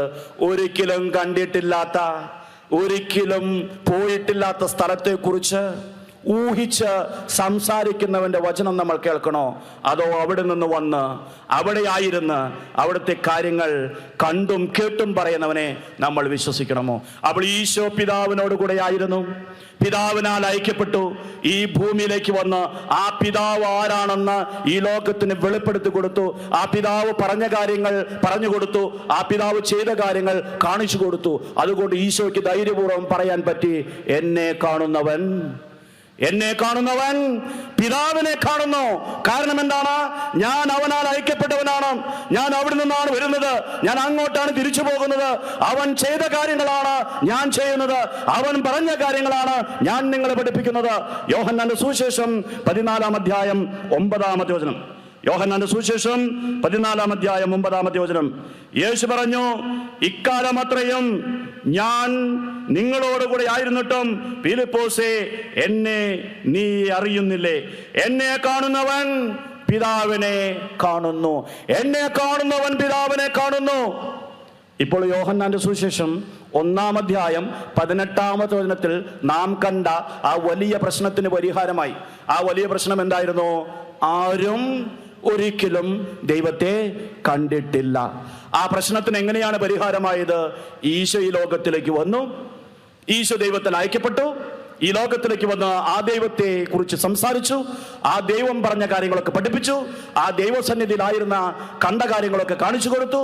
അതുകൊണ്ട് ഈശോയ്ക്ക് പറയാൻ സാധിച്ചു, എന്നെ കാണുന്നവൻ പിതാവിനെ കാണുന്നു. അപ്പോൾ കാണപ്പെടാത്ത ദൈവത്തിന് ഒരു രൂപം, അറിയപ്പെടാത്ത ദൈവത്തിന് ഒരു പേര്. ആ രൂപമാണ് യേശു ക്രിസ്തു, ആ പേരാണ് യേശു. ഈ വഴിയല്ലാതെ ഈ ഭൂമിയിൽ മറ്റൊരു വഴിയുമില്ല. അതുകൊണ്ട് പൗലോസ് ശ്ലീഹ പറയുന്നു, കൊളോസ്യർക്കെഴുതിയ 1-ാം ലേഖനം 15-ാമത്തെ വചനത്തിൽ, അദൃശ്യനായ ദൈവത്തിന്റെ പ്രത്യക്ഷ രൂപമാണ് ഈശോ. വിശുദ്ധ പൗലോസ് ശ്ലീഹ കൊളോസ്യർക്കെഴുതിയ ലേഖനം 1-ാം അധ്യായം 15-ാമത്തെ വചനം. യേശുവിനെ കുറിച്ച് പൗലോസ് ശ്ലീഹ പറയുന്നത് ഇപ്രകാരമാണ്, അവൻ അദൃശ്യനായ ദൈവത്തിന്റെ പ്രതിരൂപവും എല്ലാ സൃഷ്ടികൾക്കും മുമ്പുള്ള ആദിജാതനുമാണ്. അദൃശ്യനായ ദൈവത്തിന്റെ പ്രതിരൂപമാണ്, ഈ പ്രതിരൂപമാണ് യേശു. അപ്പോൾ യേശുവിനെ പോലെ ഈ ലോകത്ത് ദൈവത്തെ കാണിച്ചു തരാൻ സാധിക്കുന്ന ആരുമില്ല. ആ ദൈവമായ ഒരുവനേ ഉള്ളൂ. ആ ദൈവത്തിലേക്ക് ഒരു വഴിയേ ഉള്ളൂ. ആ ദൈവത്തിന് മനുഷ്യർക്കും ഇടയിൽ ഒരു മധ്യസ്ഥനേ ഉള്ളൂ. ആ ദൈവത്തിന്റെ രക്ഷ ഈ ലോകത്തിന് നൽകാൻ ഒരു നാമമേ ഉള്ളൂ, അത് യേശു ക്രിസ്തുവാണ്. അപ്പോസ്തല പ്രവർത്തനങ്ങൾ 4-ാം അധ്യായം 12-ാമത്തെ വചനം. അപ്പോസ്തല പ്രവർത്തനങ്ങൾ 4-ാം അധ്യായം 12-ാമത്തെ വചനം. ആകാശത്തിന് കീഴെ മനുഷ്യരുടെ ഇടയിൽ നമുക്ക് രക്ഷയ്ക്ക് വേണ്ടി മറ്റൊരു നാമവും നൽകപ്പെട്ടിട്ടില്ല. ഒരൊറ്റ നാമമോ, ഒരുത്തനെ മാത്രമേ പിതാവ് അയച്ചിട്ടുള്ളൂ. ഒരുവനെ മാത്രമേ ഈ ലോകത്തിലേക്ക് പിതാവ് അയച്ചിട്ടുള്ളൂ. അവൻ യേശുവാണ്. അവനാണ് ഏകരക്ഷകൻ. അവനാണ് ലോകരക്ഷകൻ. അവനിലൂടെ അല്ലാതെ ആരും പിതാവിന്റെ പക്കലേക്ക് പോകുന്നില്ല. കാരണം അവൻ വന്നത് ദൈവത്തിൽ നിന്നാണ്. അവൻ പോയത് ദൈവത്തിലേക്കാണ്. അവൻ സംസാരിച്ചത് ദൈവത്തെ കുറിച്ചാണ്. അവൻ ചെയ്ത കാര്യങ്ങളൊക്കെ ദൈവം ചെയ്ത കാര്യങ്ങളാണ്. അവൻ പഠിപ്പിച്ച കാര്യങ്ങളൊക്കെ ദൈവം പറഞ്ഞ കാര്യമാണ്. അവനെ കാണുന്നവൻ ദൈവത്തെ കാണുന്നവർക്ക് തുല്യമാണ്. വിശുദ്ധ പൗലോസ് ശ്ലീഹ തിമോത്തിയോസിന് എഴുതിയ 1-ാം ലേഖനം 2-ാം അധ്യായം 5-ാമത്തെ വചനം. വിശുദ്ധ പൗലോസ് ശ്ലീഹ തിമോത്തിയോസിന് എഴുതിയ 1-ാം ലേഖനം 2-ാം അധ്യായം 5-ാമത്തെ വചനം. വിശുദ്ധ പൗലോസ് ശ്ലീഹ തിമോത്തിയോസിന് എഴുതിയ 1-ാം ലേഖനം 2-ാം അധ്യായം 5-ാമത്തെ വചനം. എന്തെന്നാൽ ഒരു ദൈവമേ ഉള്ളൂ, ദൈവത്തിനും മനുഷ്യർക്കും മധ്യസ്ഥനായി ഒരുവനേയുള്ളൂ, മനുഷ്യനായ യേശു ക്രിസ്തു. ഒരു ദൈവമേ ഉള്ളൂ, ദൈവത്തിനും മനുഷ്യർക്കും മധ്യസ്ഥനായ ഒരുവനേയുള്ളൂ. അവൻ ആരാണ്? മനുഷ്യനായി തീർന്ന യേശു ക്രിസ്തു. അവൻ ദൈവത്തോടു കൂടെയായിരുന്നു. ദൈവത്തോടു കൂടെയായിരുന്ന അവൻ മനുഷ്യനായി നമ്മുടെ ഇടയിൽ അവതരിച്ച് ആ കാണാത്ത ദൈവത്തെ നമുക്ക് കാണിച്ചു തന്നു. കാണപ്പെടാത്ത ദൈവത്തിന്റെ കാണപ്പെടുന്ന പ്രതിരൂപമായി ഈശോ ഈ ഭൂമിയിൽ ജീവിച്ചു. അവനാണ് ലോകരക്ഷകൻ. അവനാണ് ഏകരക്ഷകൻ. ഇതാണ് യേശുവിനെ കാണണം, യേശുവിനെ അറിയണം എന്ന് പറയുമ്പോൾ നാം ആദ്യം മനസ്സിലാക്കേണ്ടത്. രണ്ടാമതായിട്ട് നാം മനസ്സിലാക്കേണ്ടത്, ഈശോ ഈ ഭൂമിയിലേക്ക് വന്ന് ഈ ലോകത്തെ പഠിപ്പിച്ചതുപോലെ ആരും പഠിപ്പിച്ചിട്ടില്ല. ഈശോ ഭൂമിയിലേക്ക് വന്ന് ഈ ലോകത്തെ പഠിപ്പിച്ചതുപോലെ ആരും പഠിപ്പിച്ചിട്ടില്ല. അവന്റെ പ്രബോധനം കേട്ട് ജനം അത്ഭുതപ്പെട്ടു. അവന്റെ പ്രബോധനം കേട്ട് ശത്രുക്കൾ പോലും അത്ഭുതപ്പെട്ടു. അവനെ പിടിച്ചു കൊണ്ടുവരുവാൻ അധികാരികൾ അയച്ചവർ പോലും ഭംഗിയായി അവിടെ പോയി അവന്റെ പ്രസംഗം കേട്ട് കയ്യും വീശി പോന്നു. യേശുവിനെ തൊടാൻ അവർക്ക് തോന്നിയില്ല. യേശുവിനെ പിടിച്ചു കൊണ്ടുവരാൻ അവർക്ക് തോന്നിയില്ല. കാരണം എന്താണ്? അവന്റെ വാക്കുകൾ കേട്ട് അവർ അത്ഭുതപ്പെട്ടു പോയി. മത്തായിയുടെ സുവിശേഷം 7-ാം അധ്യായം 28-ാമത്തെ വചനം നമുക്ക് നോക്കാം. മത്തായിയുടെ സുവിശേഷം 7-ാം അധ്യായം 28-ാമത്തെ വചനം. യേശു പഠിപ്പിച്ചത്, യേശുവിനെ പോലെ ആരുമില്ല. അത് നമ്മൾ കണ്ടു. ഉന്നതത്തിൽ നിന്ന് വന്നവനാണ്, എല്ലാവരെയേക്കാൾ ഉന്നതനാണ്. യേശു പഠിപ്പിച്ചതുപോലെയും ആരും പഠിപ്പിച്ചിട്ടില്ല. മത്തായിയുടെ സുവിശേഷം 7-ാം അധ്യായം 28-ാമത്തെ വചനം. യേശു ഈ വചനങ്ങൾ അവസാനിപ്പിച്ചപ്പോൾ ജനാവലി അവന്റെ പ്രബോധനത്തെ പറ്റി വിസ്മയിച്ചു. അവരുടെ നിയമജ്ഞരെ പോലെയല്ല, അധികാരമുള്ളവനെ പോലെയാണ് അവൻ പഠിപ്പിച്ചത്. എല്ലാവരും വിസ്മയിച്ചു. അത്ഭുതപ്പെടുത്തുന്ന പ്രബോധനങ്ങൾ, എല്ലാവരെയും രക്ഷയിലേക്ക് നയിക്കുന്ന പ്രബോധനങ്ങൾ ആരും ഒരിക്കലും ഇതുപോലെ പഠിപ്പിച്ചിട്ടില്ല. യോഹന്നാന്റെ സുവിശേഷം 7-ാം അധ്യായം 32-ാമത്തെ വചനം നമുക്ക് നോക്കാം. യോഹന്നാന്റെ സുവിശേഷം 7-ാം അധ്യായം 32-ാമത്തെ വചനം. അധികാരികൾ സേവകന്മാരെ അയക്കുന്നു യേശുവിനെ പിടിച്ചുകൊണ്ടുവരാൻ. യോഹന്നാന്റെ സുവിശേഷം 7-ാം അധ്യായം 32-ാമത്തെ വചനം. ജനക്കൂട്ടം അവനെക്കുറിച്ച് പിറുപിറുക്കുന്നത് ഫരിസേയർ കേട്ടു. പുരോഹിത പ്രമുഖന്മാരും ഫരിസേയരും അവനെ ബന്ധിക്കാൻ സേവകരെ അയച്ചു. എന്തിനു വേണ്ടിയാണ് സേവകരെ അയച്ചത്? അവനെ ബന്ധിച്ച് പിടിച്ചുകൊണ്ടുവരാൻ. ഇവര് പോയി. എന്നിട്ട് എന്താണ് സംഭവിക്കുന്നത്? 45-46 വചനങ്ങൾ. 45-46 വചനങ്ങൾ. സേവകന്മാർ തിരിച്ചു ചെന്നപ്പോൾ പുരോഹിത പ്രമുഖന്മാരും ഫരിസേയരും അവരോട് ചോദിച്ചു, എന്തുകൊണ്ടാണ് നിങ്ങൾ അവനെ കൊണ്ടുവരാഞ്ഞത്? അവർ മറുപടി പറഞ്ഞു, അവനെ പോലെ ആരും ഇതുവരെ സംസാരിച്ചിട്ടില്ല. വാസ്തവത്തിൽ യേശുവിനെ ബന്ധനസ്ഥനാക്കാൻ പോയവരാണ്. അധികാരികൾ പറഞ്ഞയച്ചവരാണ്. അവർ തിരിച്ചു വന്ന് കൈയും വീശി വന്ന് പറയുകയാണ്, ഞങ്ങൾ യേശുവിനെ കൊണ്ടുവന്നിട്ടില്ല. എന്തുകൊണ്ടാണ് നിങ്ങൾ കൊണ്ടുവരാഞ്ഞത്? അവനെ പോലെ ആരും ഇതുവരെ സംസാരിച്ചിട്ടില്ല. ഈ ഭൂമിയിൽ യേശുവിനെ പോലെ ആരും സംസാരിച്ചിട്ടില്ല.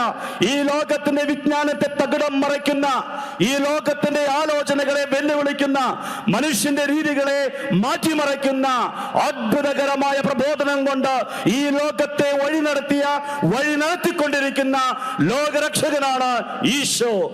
ആരും പറയാത്ത കാര്യങ്ങൾ പറഞ്ഞവൻ, ആരും പഠിപ്പിക്കാത്ത കാര്യങ്ങൾ പഠിപ്പിച്ചവൻ.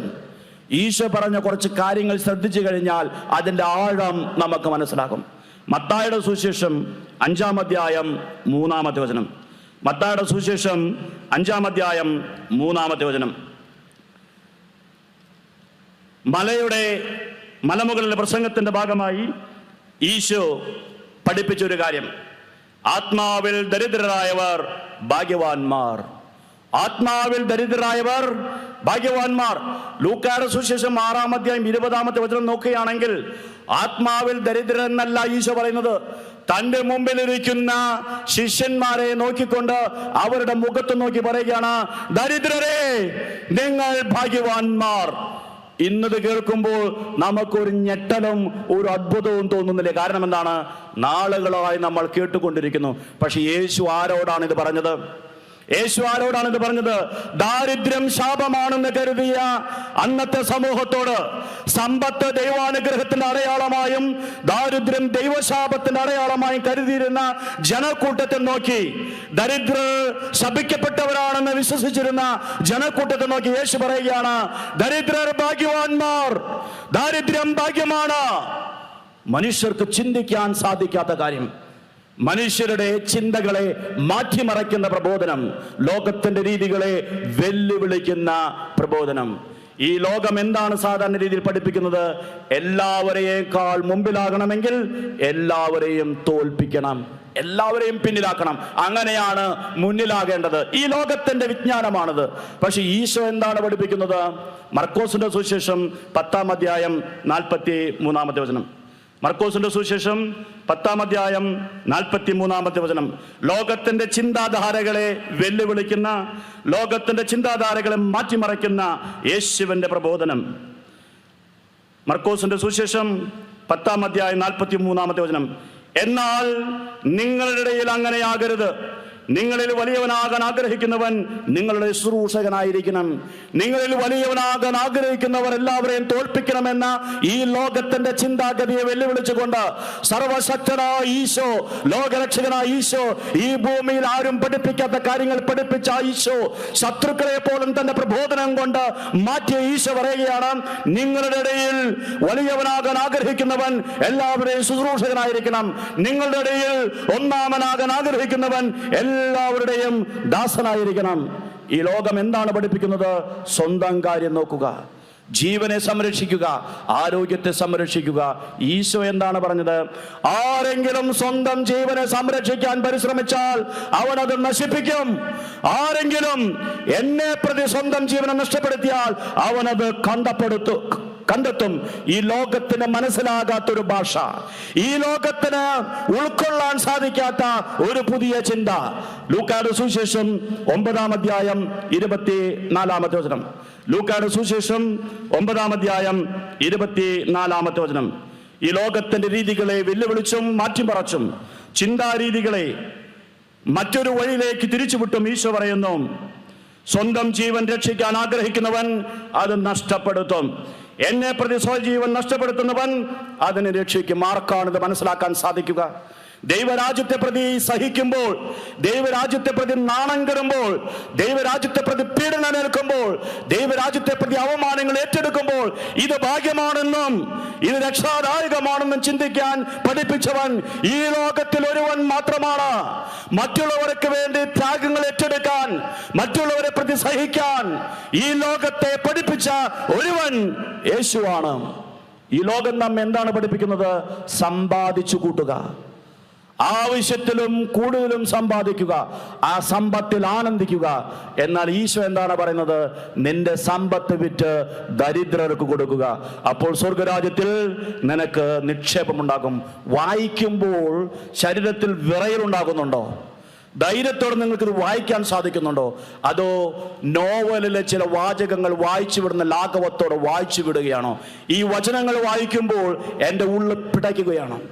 ഈ ലോകം പറയാത്ത കാര്യങ്ങൾ പറയുന്ന ഈശോ, നിങ്ങൾ എൻ്റെ ശിഷ്യരാകണമെങ്കിൽ എല്ലാം വിൽക്കുക, ദരിദ്രർക്ക് കൊടുക്കുക, സ്വർഗരാജ്യത്തെ ലക്ഷ്യമാക്കുക.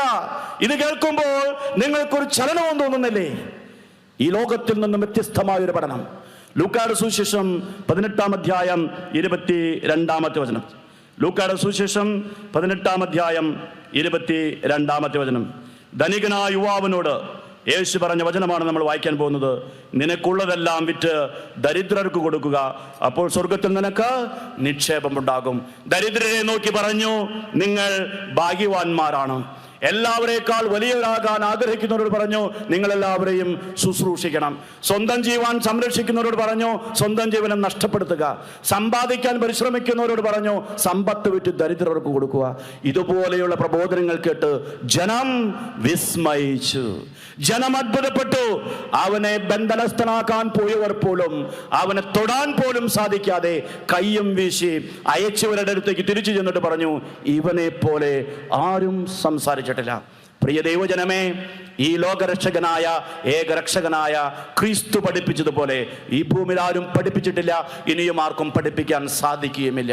നമ്മുടെ ചിന്താധാരകളെ മാറ്റുന്ന, ഈ ലോകത്തിന്റെ രീതികളെ വെല്ലുവിളിക്കുന്ന, ഈ ലോകത്തെ രക്ഷയിലേക്ക് നയിക്കുന്ന ഈശോയുടെ പ്രബോധനങ്ങൾ, മഹത്തായ പ്രബോധനങ്ങൾ.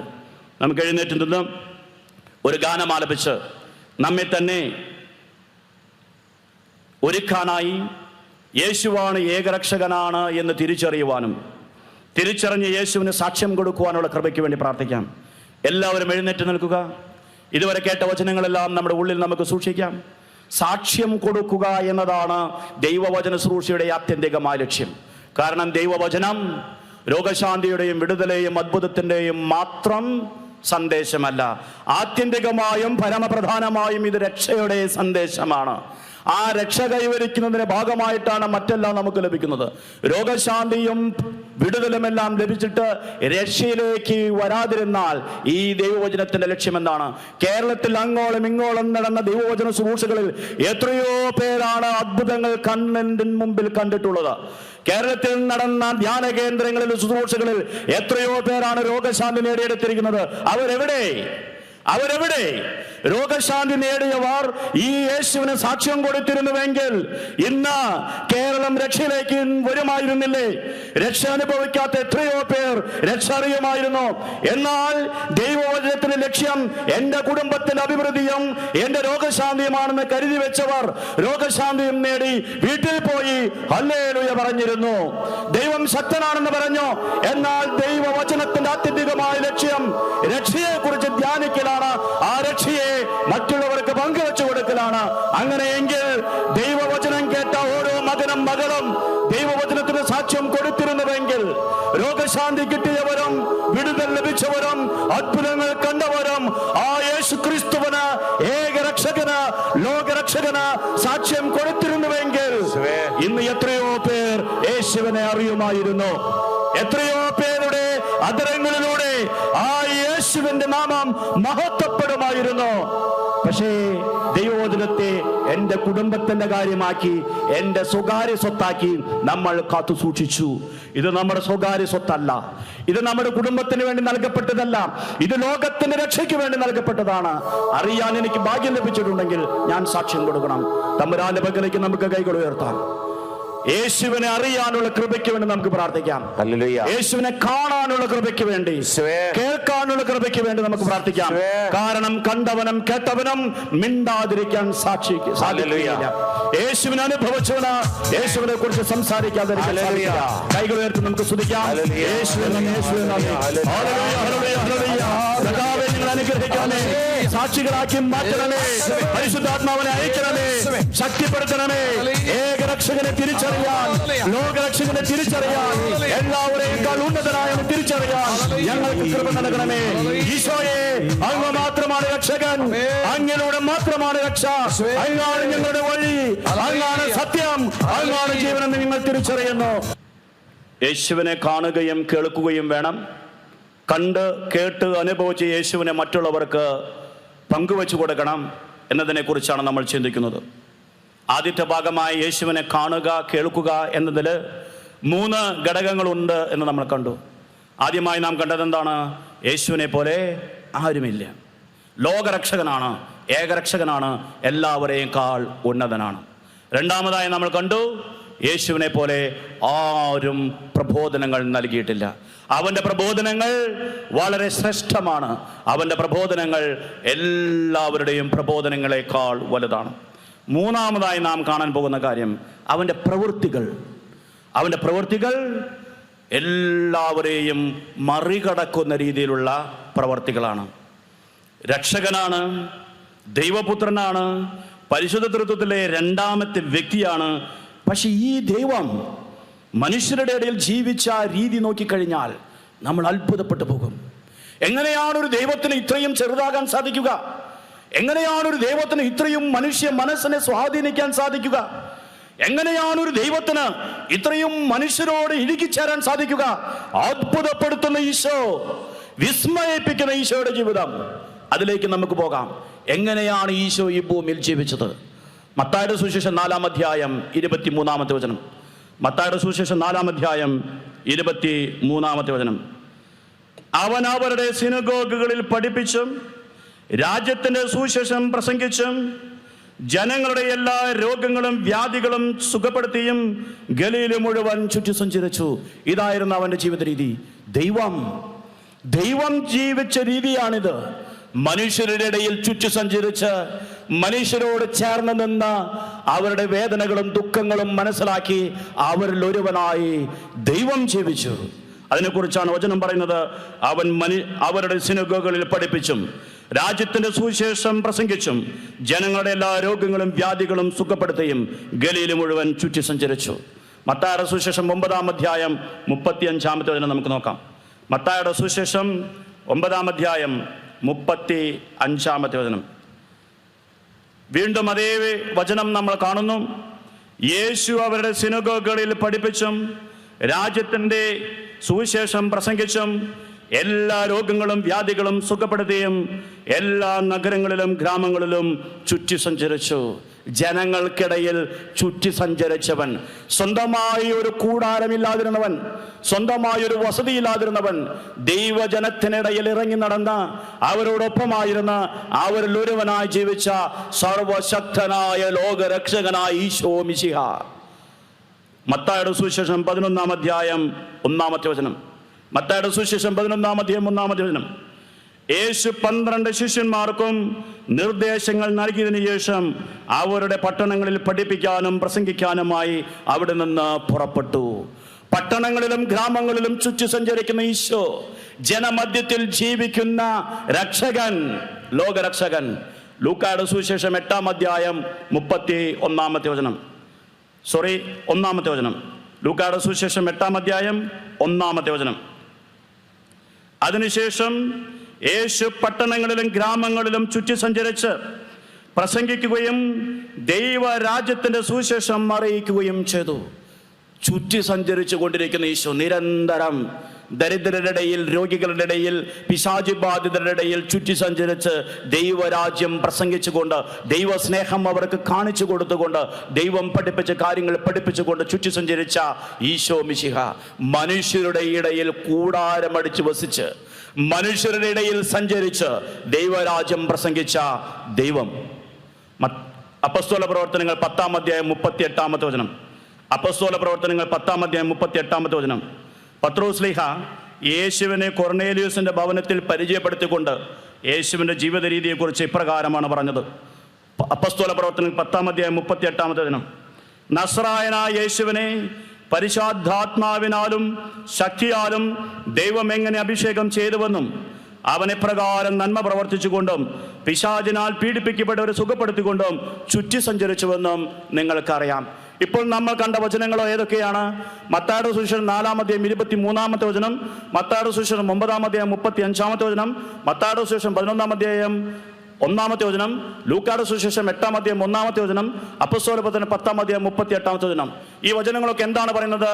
ഈശോ ജനമധ്യത്തിൽ ജീവിച്ചു, അവരുടെ ഇടയിൽ ചുറ്റി സഞ്ചരിച്ചു, അവരോട് സുവിശേഷം പ്രസംഗിച്ചു, അവരെ ദൈവസ്നേഹം അറിയിച്ചു, അവരെ ദൈവത്തിന്റെ മഹിമ കാണിച്ചു കൊടുത്തു, അവർക്ക് ദൈവം പറഞ്ഞു കൊടുത്ത കാര്യങ്ങൾ പറഞ്ഞു കൊടുത്തു, അവർ രോഗങ്ങൾ സുഖപ്പെടുത്തി. ഇങ്ങനെ ജനങ്ങൾക്കിടയിൽ ദൈവം ഇറങ്ങി സഞ്ചരിച്ചു. ഇതുപോലെ ജനത്തോട്, മനുഷ്യരോട് ഇത്രയും ചേർന്ന് നിന്ന ഒരു ദൈവം ഈ ഭൂമിയിൽ മനുഷ്യവംശത്തിന്റെ ചരിത്രത്തിൽ എവിടെയാണ് ഉണ്ടായിട്ടുള്ളത്? എപ്പോഴാണ് ഉണ്ടായിട്ടുള്ളത്? മനുഷ്യരോട് ഇത്രയും ഒന്നു ചേർന്നൊരു ദൈവം മനുഷ്യനായി അവതരിച്ച്, മനുഷ്യന്റെ വികാര വിചാരങ്ങൾ മനസ്സിലാക്കി, അവനോടുകൂടെ താമസിച്ച്, അവരുടെ ഇടയിൽ ചുറ്റി സഞ്ചരിച്ച് ദൈവത്തെ കാണിച്ചു കൊടുത്ത ദൈവപുത്രനും ലോകരക്ഷകനും ഏകരക്ഷകനുമായ ഈശോ മിശിഹ, അവന്റെ പ്രവർത്തികൾ ആർക്കും ചെയ്യാനാവാത്ത പ്രവർത്തികളാണ്. ഈ ഈശോ ഇങ്ങനെ ജനങ്ങൾക്കിടയിൽ ചുറ്റി സഞ്ചരിച്ചപ്പോൾ എന്തായിരുന്നു അവന്റെ പ്രതികരണം? എങ്ങനെയാണ് മനുഷ്യന്റെ വേദനകളോടും മനുഷ്യന്റെ ദുഃഖങ്ങളോടും മനുഷ്യന്റെ കഷ്ടപ്പാടുകളോടും അവൻ പ്രതികരിച്ചത്?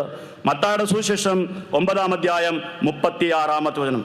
മത്തായിയുടെ സുവിശേഷം 9-ാം അധ്യായം 36-ാമത്തെ വചനം.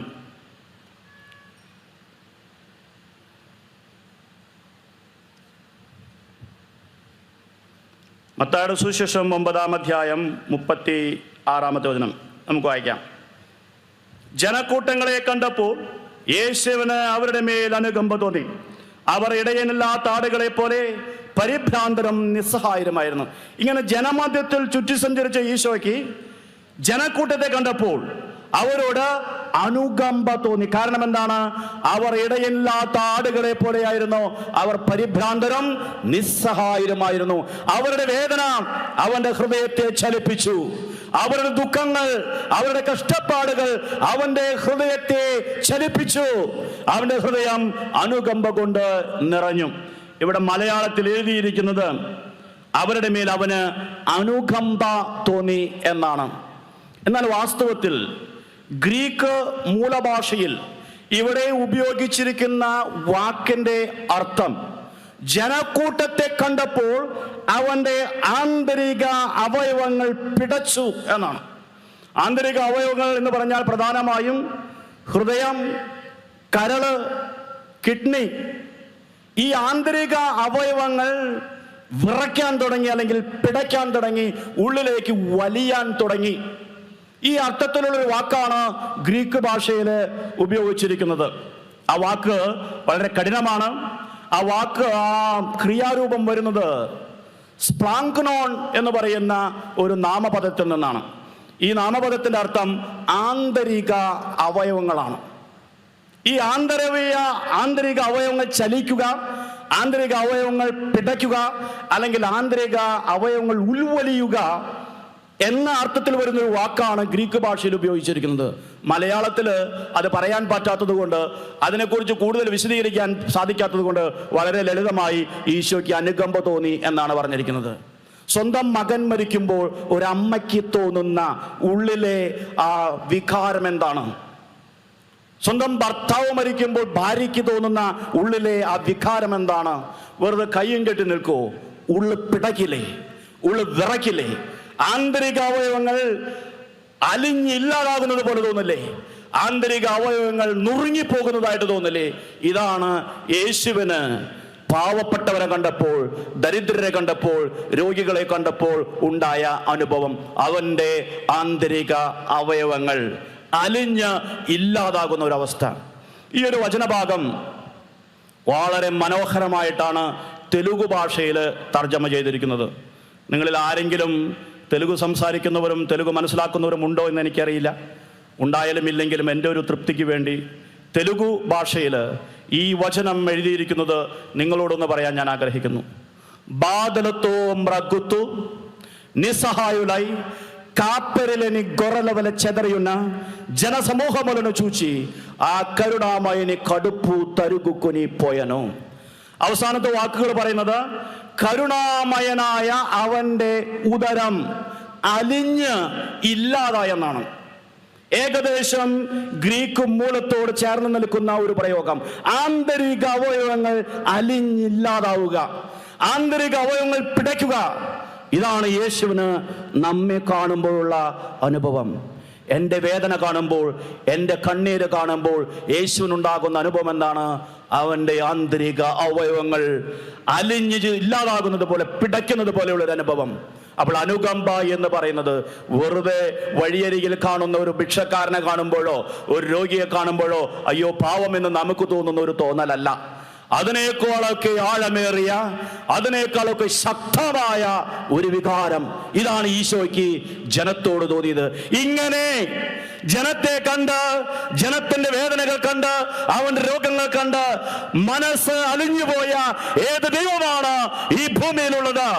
ഏത് ദൈവത്തെ കുറിച്ചാണ് ഈ ലോകം കേട്ടിട്ടുള്ളത്?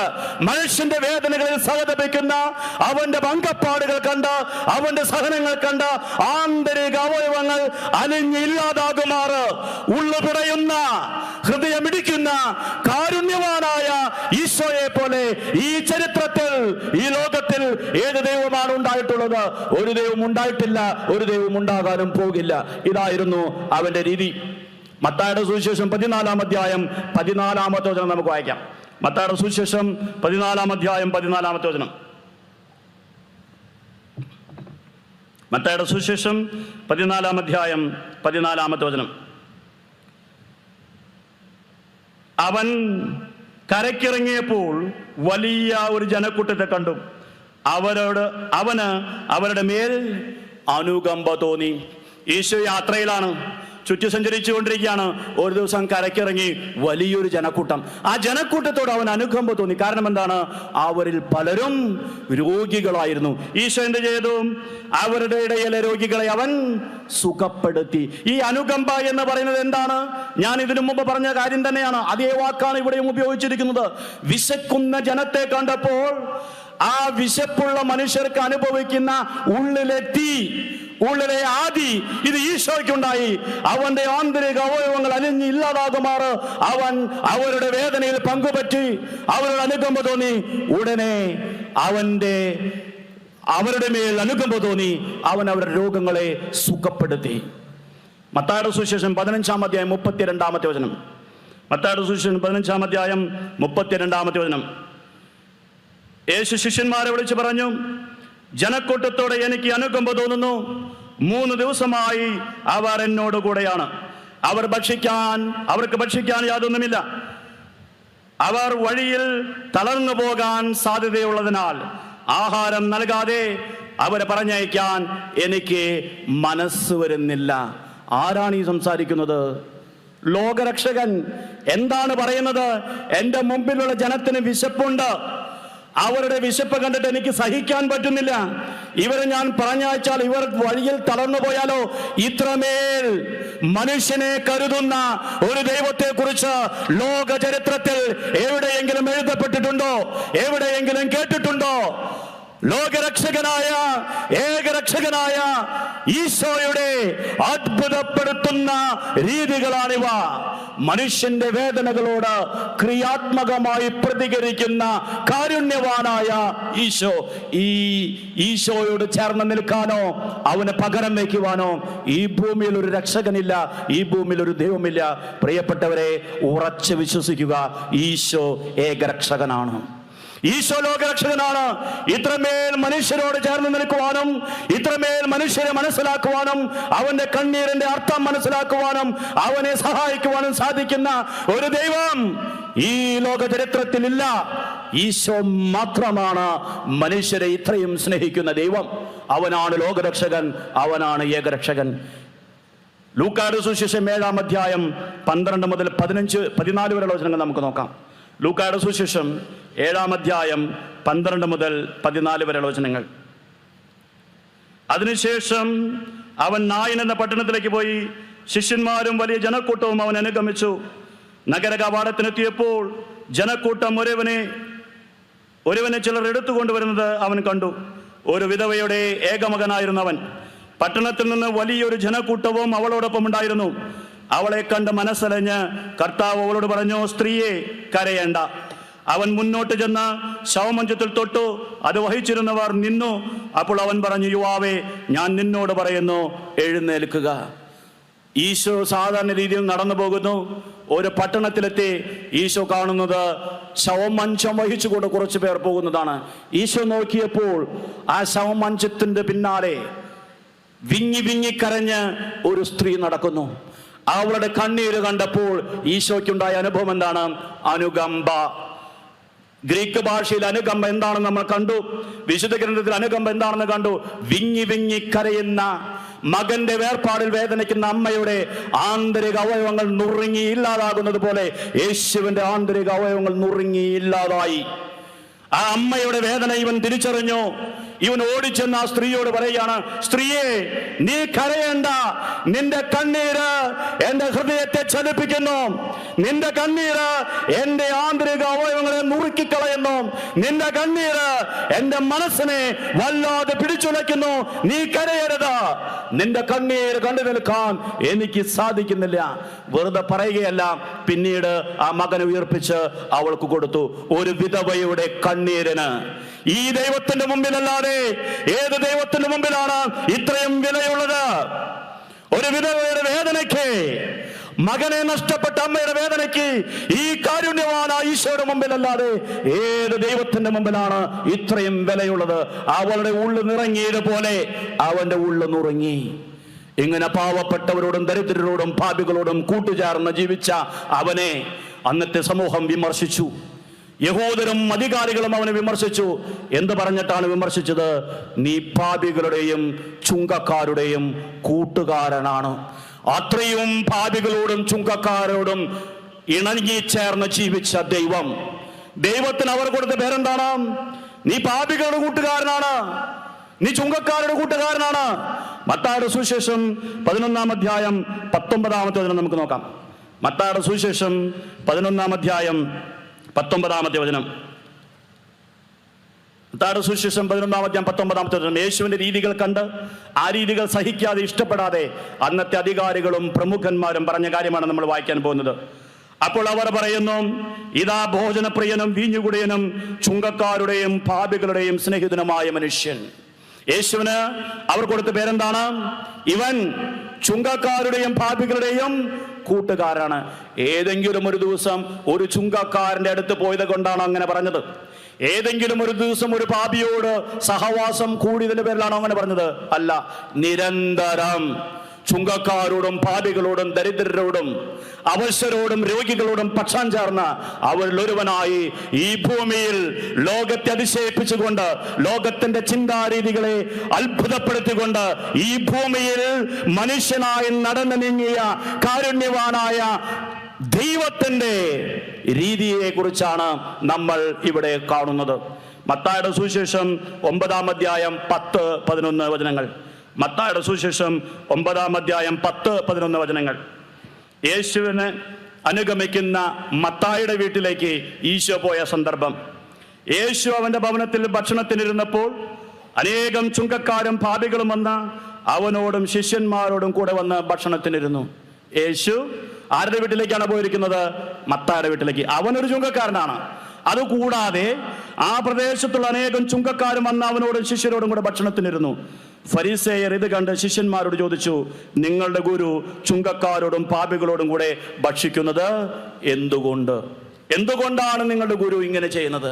പ്രിയപ്പെട്ടവരെ, ഏതെങ്കിലും ഒരു വ്യക്തിയോട്, ഏതെങ്കിലും ഒരു പാപിയോടോ ചുങ്കക്കാരനോടോ ഒരിക്കൽ സ്നേഹം കാണിച്ചതിന്റെ പേരിലല്ല, ഈശോയുടെ ജീവിതത്തിലെ നിരന്തരമായ ഒരു കാര്യമായിരുന്നത്. വീട്ടിൽ പോയതിനു ശേഷം 2-3 വചനങ്ങൾ കൂടി നിങ്ങൾ വായിക്കണം. ലൂക്കായുടെ സുവിശേഷം 15-ാം അധ്യായം 1-2 വചനങ്ങൾ. ലൂക്കായുടെ സുവിശേഷം 15-ാം അധ്യായം 1-2 വചനങ്ങൾ. ലൂക്കായുടെ സുവിശേഷം 19-ാം അധ്യായം 1 മുതൽ 7 വരെയുള്ള വചനങ്ങൾ. പുതിയ കാര്യങ്ങളൊന്നും നിങ്ങൾക്ക് അവിടെ കാണാൻ സാധിക്കില്ല. ഇതേ കാര്യം, ചുങ്കക്കാരോട് പാപികളോട് ചേർന്ന് ജീവിക്കുന്ന ഈശോ. പിന്നെ മത്തായിയുടെ സുവിശേഷം 26-ാം അധ്യായം 6 മുതൽ 8 വരെയുള്ള വചനങ്ങൾ വായിക്കണം. മത്തായിയുടെ സുവിശേഷം 26-ാം അധ്യായം 6 മുതൽ 8 വരെയുള്ള വചനങ്ങൾ. ഇവിടെ ഈശോ ശിമയോൻ എന്ന് പറയുന്ന ഒരു കുഷ്ഠരോഗിയുടെ വീട്ടിൽ ഭക്ഷണത്തിന് പോവുകയാണ്. കുഷ്ഠരോഗിയുടെ വീട്ടില് പോയി ഭക്ഷണം കഴിക്കുക. ആര്? ലോകരക്ഷകൻ. കോവിഡ് വന്നപ്പോൾ കോവിഡ് രോഗിയുടെ വീട്ടിലേക്ക് പോകാൻ പോലും ഭയപ്പെട്ടവരാണ് നമ്മൾ. കോവിഡിനേക്കാൾ ഭയാനകവും ഭീകരവുമാണ് കുഷ്ഠം. ഈ കുഷ്ഠരോഗിയുടെ വീട്ടിൽ വളരെ ലാഘവത്തോടെ ഈശോ പോയി ഭക്ഷണം കഴിക്കുന്നു. കുഷ്ഠരോഗിയെ അന്നത്തെ സമൂഹം എങ്ങനെയാണ് കണ്ടിരുന്നതെന്ന് മനസ്സിലാക്കാനായിട്ട് ലേവ്യരുടെ പുസ്തകം 13-ാം അധ്യായം 45-46 വചനങ്ങൾ നിങ്ങൾ വായിക്കണം. ഏതൊക്കെ വചനങ്ങളാണ് ഇപ്പോൾ വായിക്കേണ്ടത്? ലൂക്കായുടെ സുവിശേഷം 15-ാം അധ്യായം 1-2 വചനങ്ങൾ, ലൂക്കായുടെ സുവിശേഷം 19-ാം അധ്യായം 1 മുതൽ 7 വരെയുള്ള വചനങ്ങൾ, മത്തായിയുടെ സുവിശേഷം 26-ാം അധ്യായം 6 മുതൽ 8 വരെയുള്ള വചനങ്ങൾ, ലേവ്യരുടെ പുസ്തകം 13-ാം അധ്യായം 45-46 വചനങ്ങൾ. ലേവ്യരുടെ പുസ്തകം 13-ാം അധ്യായം 45-46 വചനങ്ങൾ എന്താണ് പറയുന്നതെന്ന് അറിയാമോ? കുഷ്ഠരോഗി എങ്ങനെയാണ് ജീവിക്കേണ്ടതെന്ന്. അവൻ കീറിപ്പറഞ്ഞ വസ്ത്രങ്ങൾ ധരിക്കണം. അവന് നല്ല വസ്ത്രങ്ങൾ ധരിക്കാൻ അവകാശമില്ല. അവൻ മുടി ചീകരുത്. മുടി ചീകാൻ അവൻ അവകാശമില്ല. അവൻ മേൽചുണ്ട് ഒരു തുണി കൊണ്ട് മറച്ച് അശുദ്ധൻ അശുദ്ധൻ എന്ന് പറഞ്ഞുകൊണ്ടിരിക്കണം. അവൻ പാളയത്തിന് വെളിയിൽ കൂടാരത്തിൽ ഏകനായി വസിക്കണം. സ്വന്തം കുടുംബത്തിന്റെ കൂടെ പോലും താമസിക്കാൻ അവന് അനുവാദമില്ല. ഇങ്ങനെയുള്ളവനായിരുന്നു ശിമയോൻ. കീറിപ്പറഞ്ഞ വസ്ത്രങ്ങൾ ധരിച്ചവൻ, സ്വന്തം മുടി ചെയ്യാൻ അവകാശമില്ലാത്തവൻ, മേൽചുണ്ട് തുണി കൊണ്ട് മറച്ച് അശുദ്ധൻ അശുദ്ധൻ എന്ന് പറഞ്ഞുകൊണ്ടിരുന്നവൻ, പാളയത്തിന് വെളിയിൽ ഏകനായി ഒറ്റപ്പെട്ട് വെറുക്കപ്പെട്ട് ജീവിച്ച ശിമയോൻ. അവന്റെ അടുത്തേക്ക് ഈശോ പോയി ആഘോഷമായി അവിടെ ഇരുന്ന് ഭക്ഷണം കഴിക്കുന്നു. ഈ യേശുവിനെ പോലെ ഈ ഭൂമിയിൽ കരുണയുള്ള ഒരു ദൈവത്തെക്കുറിച്ച് നിങ്ങൾ കേട്ടിട്ടുണ്ടോ? അവന്റെ പ്രവർത്തികൾ അത്ഭുതപ്പെടുത്തുന്നവയാണ്. ഇങ്ങനെ യേശുവിനെ നമ്മൾ തിരിച്ചറിയണം. അപ്പോൾ യേശുവിനെ നമ്മൾ കാണണം, യേശുവിനെ നമ്മൾ കേൾക്കണം. യേശുവിനെ കാണണം, കേൾക്കണം എന്ന് പറയുമ്പോൾ 3 ഘടകങ്ങളെ കുറിച്ച് പറഞ്ഞു. ഒന്ന്, യേശു ലോകരക്ഷകനാണ്, ഏകരക്ഷകനാണ്, എല്ലാവരെയും കാൾ ഉപരിയാണ്. രണ്ടാമതായിട്ട് അവന്റെ പ്രബോധനങ്ങൾ എല്ലാവരെയും അതിശയിപ്പിക്കുന്നവയാണ്. മൂന്നാമതായി അവന്റെ രീതികൾ ഈ ലോകത്തെ അത്ഭുതപ്പെടുത്തുന്നവയാണ്. ആർക്കും മറികടക്കാൻ സാധിക്കാത്ത രീതിയിലുള്ള രീതികൾ. ഈ യേശുവിനെ നിങ്ങൾ കണ്ടിട്ടുണ്ടോ? ഈ യേശുവിൻ്റെ സ്നേഹം നിങ്ങൾ അനുഭവിച്ചിട്ടുണ്ടോ? യേശുവിനെ നിങ്ങൾ അടുത്തറിഞ്ഞിട്ടുണ്ടോ? അറിയണം, കാണണം, അനുഭവിക്കണം. അതാണ് നമ്മുടെ ക്രൈസ്തവ ജീവിതത്തിൻ്റെ ലക്ഷ്യം. എന്നിട്ട് നമ്മൾ എന്ത് ചെയ്യണം? ഈ ക്രിസ്തുവിനെ മറ്റുള്ളവർക്ക് പങ്കുവെച്ച് കൊടുക്കണം. അതിനെക്കുറിച്ച് നമുക്ക് ചിന്തിക്കാം. മർക്കോസിന്റെ സുവിശേഷം 16-ാം അധ്യായം 15-ാമത്തെ വചനം. മർക്കോസിന്റെ സുവിശേഷം 16-ാം അധ്യായം 15-ാമത്തെ വചനം. ഈശോ ഉത്ഥാനം ചെയ്തതിനു ശേഷം സ്വർഗാരോഹണം ചെയ്യുന്നതിന് തൊട്ടു മുമ്പായിട്ട് ശിഷ്യന്മാരെ മുഴുവൻ വിളിച്ചു കൂട്ടി പറഞ്ഞൊരു കാര്യമാണ് നമ്മൾ വായിക്കാൻ പോകുന്നത്. മർക്കോസിന്റെ സുവിശേഷം 16-ാം അധ്യായം 15-ാമത്തെ വചനം നമുക്ക് ഒരുമിച്ച് വായിക്കാം. അവൻ അവരോട് പറഞ്ഞു, നിങ്ങൾ ലോകമെങ്ങും പോയി എല്ലാ സൃഷ്ടികളോടും സുവിശേഷം പ്രസംഗിക്കുവിൻ. നിങ്ങൾ ലോകമെങ്ങും പോയി എല്ലാ സൃഷ്ടികളോടും സുവിശേഷം പ്രസംഗിക്കുവിൻ. യേശുവിൻ്റെ കൽപ്പനകളിൽ വെച്ച് ഏറ്റവും പ്രധാനപ്പെട്ട കൽപ്പനയാണിത്. ഒരുപക്ഷെ നിങ്ങൾ ചോദിച്ചേക്കാം, എന്തുകൊണ്ടാണ് ഇതാണ് ഏറ്റവും പ്രധാനപ്പെട്ട കൽപ്പന എന്ന് പറയുന്നത്? ഇതിനു മുമ്പ് നമ്മൾ കണ്ടു അവൻ്റെ പ്രബോധനങ്ങൾ ആരെയും അതിശയിപ്പിക്കുന്നവയാണ്. എന്തുകൊണ്ടാണ് ഇത് ഏറ്റവും വലിയ കൽപ്പനയാണെന്ന് പറയുന്നത്? ഈ കൽപ്പന നൽകപ്പെട്ട പശ്ചാത്തലം നമ്മൾ പരിശോധിക്കണം. ഏത് പശ്ചാത്തലത്തിലാണ് ഈ കൽപ്പന കൊടുത്തത്? പുനരുത്ഥാനം കഴിഞ്ഞു, എല്ലാം അവസാനിച്ചു, സ്വർഗത്തിലേക്ക് പോകാൻ പോവുകയാണ്. അതിന് തൊട്ടു മുമ്പായിട്ട് ഈശോ ശിഷ്യന്മാരെ മുഴുവൻ വിളിച്ചുകൂട്ടി ഇങ്ങനെ പറഞ്ഞു, നിങ്ങൾ എല്ലാവരോടും സുവിശേഷം പ്രസംഗിക്കണം. ആ സംഭാഷണം അവസാനിക്കുന്നത് 18-ാമത്തെ വചനത്തിലാണ്. 19-ാമത്തെ വചനത്തിൽ എന്താണ് സംഭവിക്കുന്നത് നമുക്ക് നോക്കാം. കർത്താവായ യേശു അവരോട് സംസാരിച്ചതിന് ശേഷം സ്വർഗത്തിലേക്ക് സംവഹിക്കപ്പെട്ടു. അവൻ ദൈവത്തിന്റെ വലതുഭാഗത്ത് ഉപവിഷ്ടനായി. ഇത് സംസാരിച്ചതിന് ശേഷം, ഈ കൽപ്പന കൊടുത്തതിന് ശേഷം ഒരു കൽപ്പനയും കൊടുത്തിട്ടില്ല. ഇത് പറയുന്നു ഈശോ സ്വർഗത്തിലേക്ക് സംവഹിക്കപ്പെടുന്നു എന്ന് പറഞ്ഞാൽ ഈ ഭൂമിയിലെ യേശുവിന്റെ അവസാനത്തെ വാക്കുകൾ, ഈ ഭൂമിയിലെ യേശുവിന്റെ അവസാനത്തെ വാക്കുകൾ, നമ്മുടെ ഭാഷയിൽ പറഞ്ഞാൽ യേശുവിന്റെ അന്ത്യാഭിലാഷം. ഇതാണ് യേശുവിന്റെ അന്ത്യാഭിലാഷം. നിങ്ങൾ ലോകമെങ്ങും പോകണം, ഞാൻ നിങ്ങളെ പഠിപ്പിച്ച കാര്യങ്ങൾ നിങ്ങൾ മറ്റുള്ളവരെ പഠിപ്പിക്കണം, നിങ്ങൾ സുവിശേഷം പ്രഘോഷിക്കണം. മനുഷ്യരുടെ അവസാനത്തെ ആഗ്രഹത്തിന്, മാതാപിതാക്കന്മാരുടെ അന്ത്യാഭിലാഷത്തിന് നമ്മൾ വലിയ പ്രാധാന്യം കൊടുക്കാറുണ്ട്. ചിലർ പറയുന്നത് ഞാൻ കേട്ടിട്ടുണ്ട്, എൻ്റെ അപ്പൻ മരിക്കുന്നതിന് മുമ്പ് അവസാനമായി പറഞ്ഞ കാര്യമാണ്, തീർച്ചയായും ഞാനിത് ചെയ്തിരിക്കും. എൻ്റെ അമ്മ അവസാനമായി പറഞ്ഞ കാര്യമാണ്, ഇത് അമ്മയുടെ അവസാനത്തെ ആഗ്രഹമാണ്, തീർച്ചയായും ചെയ്യും. അമ്മയുടെയും അപ്പന്റെയും അവസാന ആഗ്രഹങ്ങൾക്ക് നമ്മൾ പ്രാധാന്യം കൊടുക്കുന്നു. സന്യാസ സമൂഹങ്ങളുടെ സ്ഥാപകർക്ക്, വിശുദ്ധരുടെ അവസാന വാക്കുകൾക്ക് നമ്മൾ പ്രാധാന്യം കൊടുക്കുന്നു. യേശുവിന്റെ അവസാന ആഗ്രഹത്തിന് നമ്മൾ എന്തുകൊണ്ട് പ്രാധാന്യം കൊടുക്കുന്നില്ല? ഇതാണ് യേശുവിന്റെ അവസാനത്തെ ആഗ്രഹം. നിങ്ങൾ പോയി എല്ലാവരോടും സുവിശേഷം പ്രഘോഷിക്കണം. നിങ്ങൾ പോയി പ്രഘോഷിക്കണം എന്ന് പറയുമ്പോൾ ഈശോ ആരോടാണ് പറഞ്ഞത്? ഈശോ ആരോടാണ് പറഞ്ഞത്? ഈശോ ഈ വാക്കുകൾ ഉച്ചരിക്കുമ്പോൾ ഈശോയുടെ മുമ്പിൽ എത്ര പേരുണ്ട്? 11 പേര്. യൂദാസ് ഈശോയെ ഒറ്റുകൊടുത്തു. പകരം വേറെ ശിഷ്യനെ തെരഞ്ഞെടുത്തിട്ടില്ല. 11 പേരേ ഉള്ളൂ. 14-ാമത്തെ വചനം നമുക്ക് വായിക്കാം. 14-ാമത്തെ വചനം, മർക്കോസിന്റെ സുവിശേഷം 16-ാം അധ്യായം 14-ാമത്തെ വചനം. പിന്നീട് അവർ 11 പേർ ഭക്ഷണത്തിനിരിക്കുമ്പോൾ അവൻ അവർക്ക് പ്രത്യക്ഷപ്പെട്ടു. 11 പേരേ ഉള്ളൂ. ഇവരോട് ഈശോ എന്താണ് പറയുന്നത്? നിങ്ങൾ ലോകമെങ്ങും പോയി എല്ലാ സൃഷ്ടികളോടും സുവിശേഷം പ്രഘോഷിക്കണം. നിങ്ങൾക്ക് എന്ത് തോന്നുന്നു? ആ 11 പേര് അന്നത്തെ ലോകം മുഴുവൻ ചുറ്റി സഞ്ചരിക്കുമെന്നും അന്നത്തെ എല്ലാ ജനവിഭാഗങ്ങളോടും സുവിശേഷം പ്രസംഗിക്കുമെന്നും ഈശോ യഥാർത്ഥത്തിൽ ഉള്ളിൽ വിശ്വസിച്ചിരുന്നോ? നിങ്ങൾക്ക് എന്ത് തോന്നുന്നു? 11 പേര് ഈശോയുടെ മുമ്പിലുണ്ട്. അവരോട് പറയണം, നിങ്ങൾ ലോകമെങ്ങും പോകണം, എല്ലാവരോടും സുവിശേഷം പ്രഘോഷിക്കണം, എല്ലാ സൃഷ്ടികളോടും. അപ്പോൾ ഇവർ ലോകത്തിന്റെ മുക്കിലും മൂലയിലും എത്തുമെന്നും അന്നുള്ള എല്ലാ ജനങ്ങളെയും കാണുമെന്നും അവരോട് സുവിശേഷം പ്രസംഗിക്കുമെന്നും ഈശോ പ്രതീക്ഷിച്ചിരുന്നോ? ഒരു സാധ്യതയില്ല.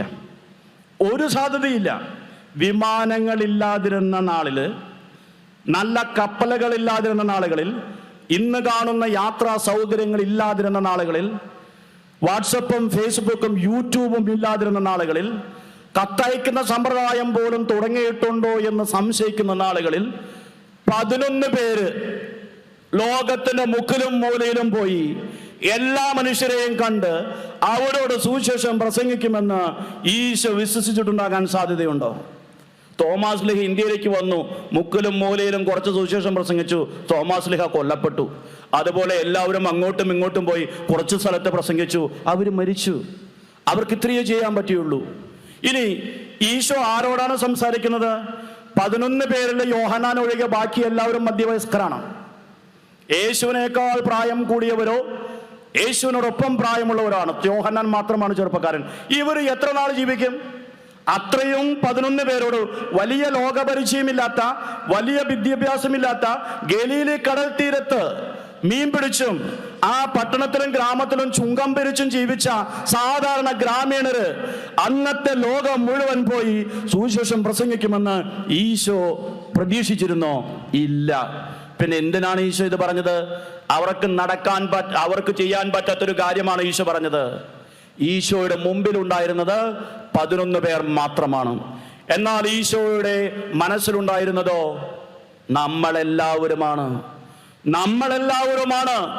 നമ്മെ എല്ലാവരെയും ഉള്ളിൽ കണ്ടുകൊണ്ടാണ് ഈശോ ഇത് പറഞ്ഞത്.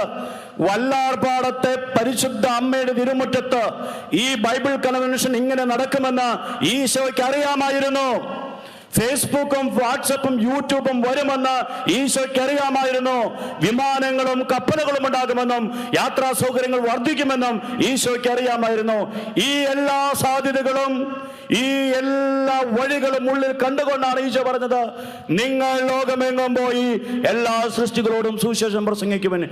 ഈശോയുടെ മുമ്പിലുണ്ടായിരുന്നത് ആ 11 പേർ മാത്രമാണ്. പക്ഷെ ഈശോയുടെ മനസ്സിലുണ്ടായിരുന്നത് ഞാനും നിങ്ങളും എല്ലാവരുമാണ്. മറ്റൊരു ഉദാഹരണം കൂടി നമുക്ക് നോക്കാം. മത്തായിയുടെ സുവിശേഷം 28-ാം അധ്യായം 20-ാമത്തെ വചനം. മത്തായിയുടെ സുവിശേഷം 28-ാം അധ്യായം 20-ാമത്തെ വചനം.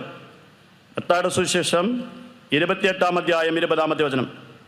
പിതാവിൻ്റെയും പുത്രൻ്റെയും പരിശുദ്ധാത്മാവിൻ്റെയും നാമത്തിൽ അവർക്ക് സ്നാനം നൽകുവിൻ.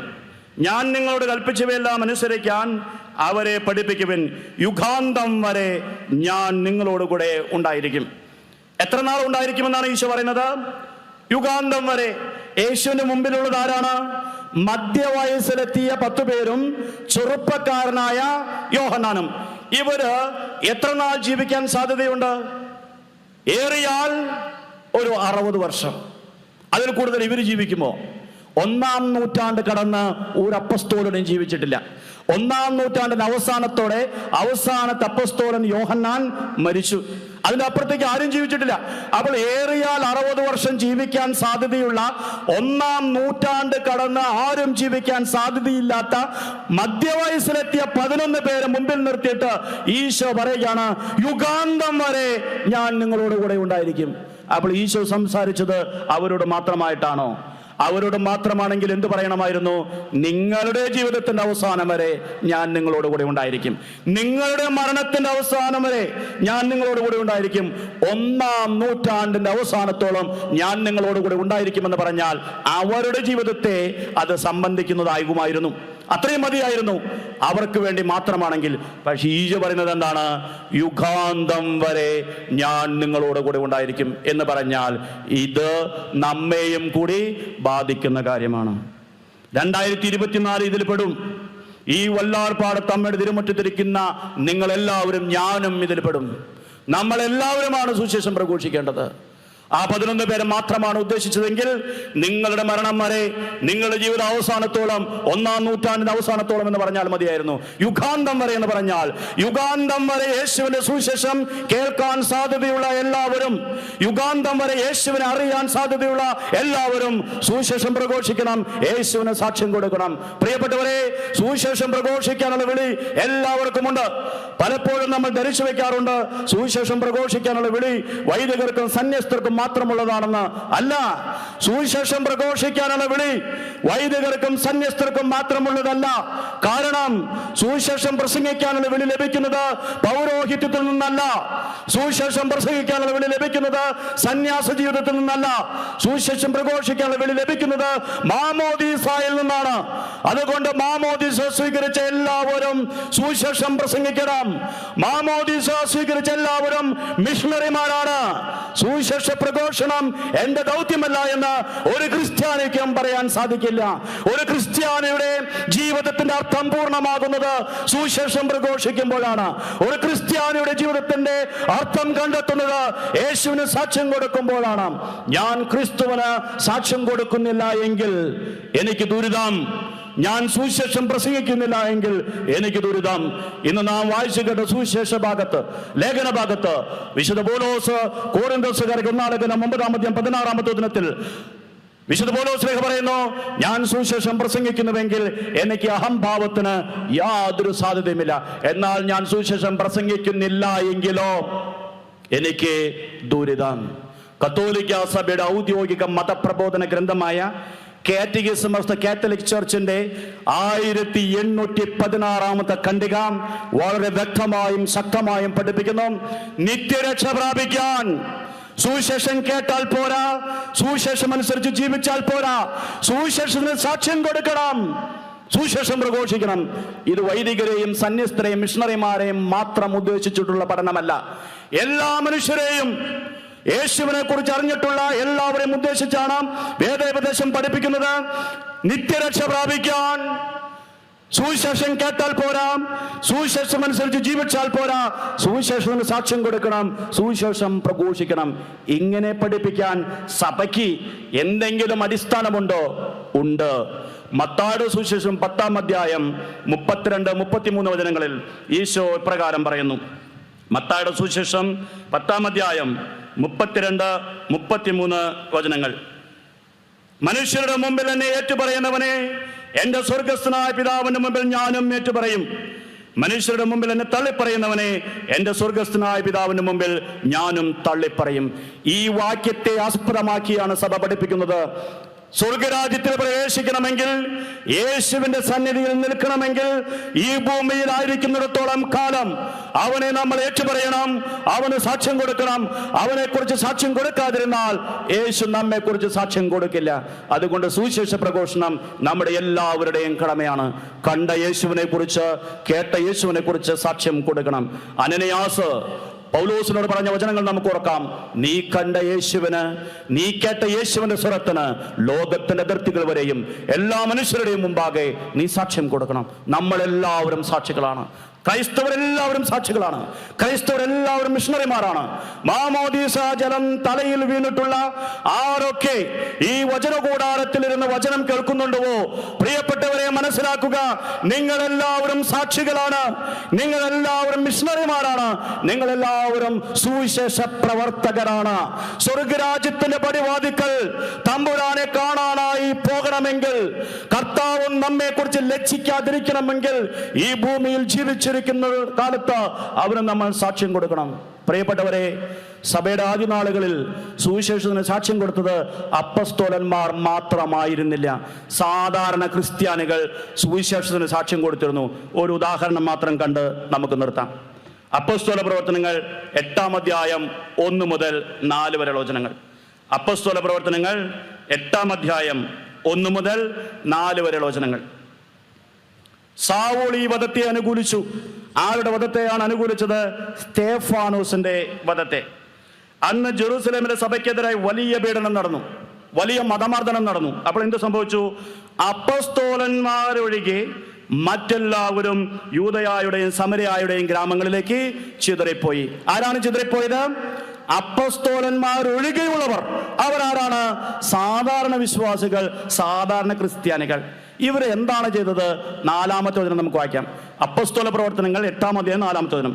ചിതറിക്കപ്പെട്ടവർ വചനം പ്രസംഗിച്ചുകൊണ്ട് ചുറ്റി സഞ്ചരിച്ചു. ചിതറിക്കപ്പെട്ടവർ ആരായിരുന്നു? അപ്പോസ്തലന്മാരൊഴികെയുള്ളവർ. അപ്പോൾ വചനം ചുറ്റി പ്രസംഗിച്ചുകൊണ്ട് സമരയായിൽ ചുറ്റി സഞ്ചരിച്ചവർ ആരായിരുന്നു? അപ്പോസ്തലന്മാരൊഴികെയുള്ളവർ.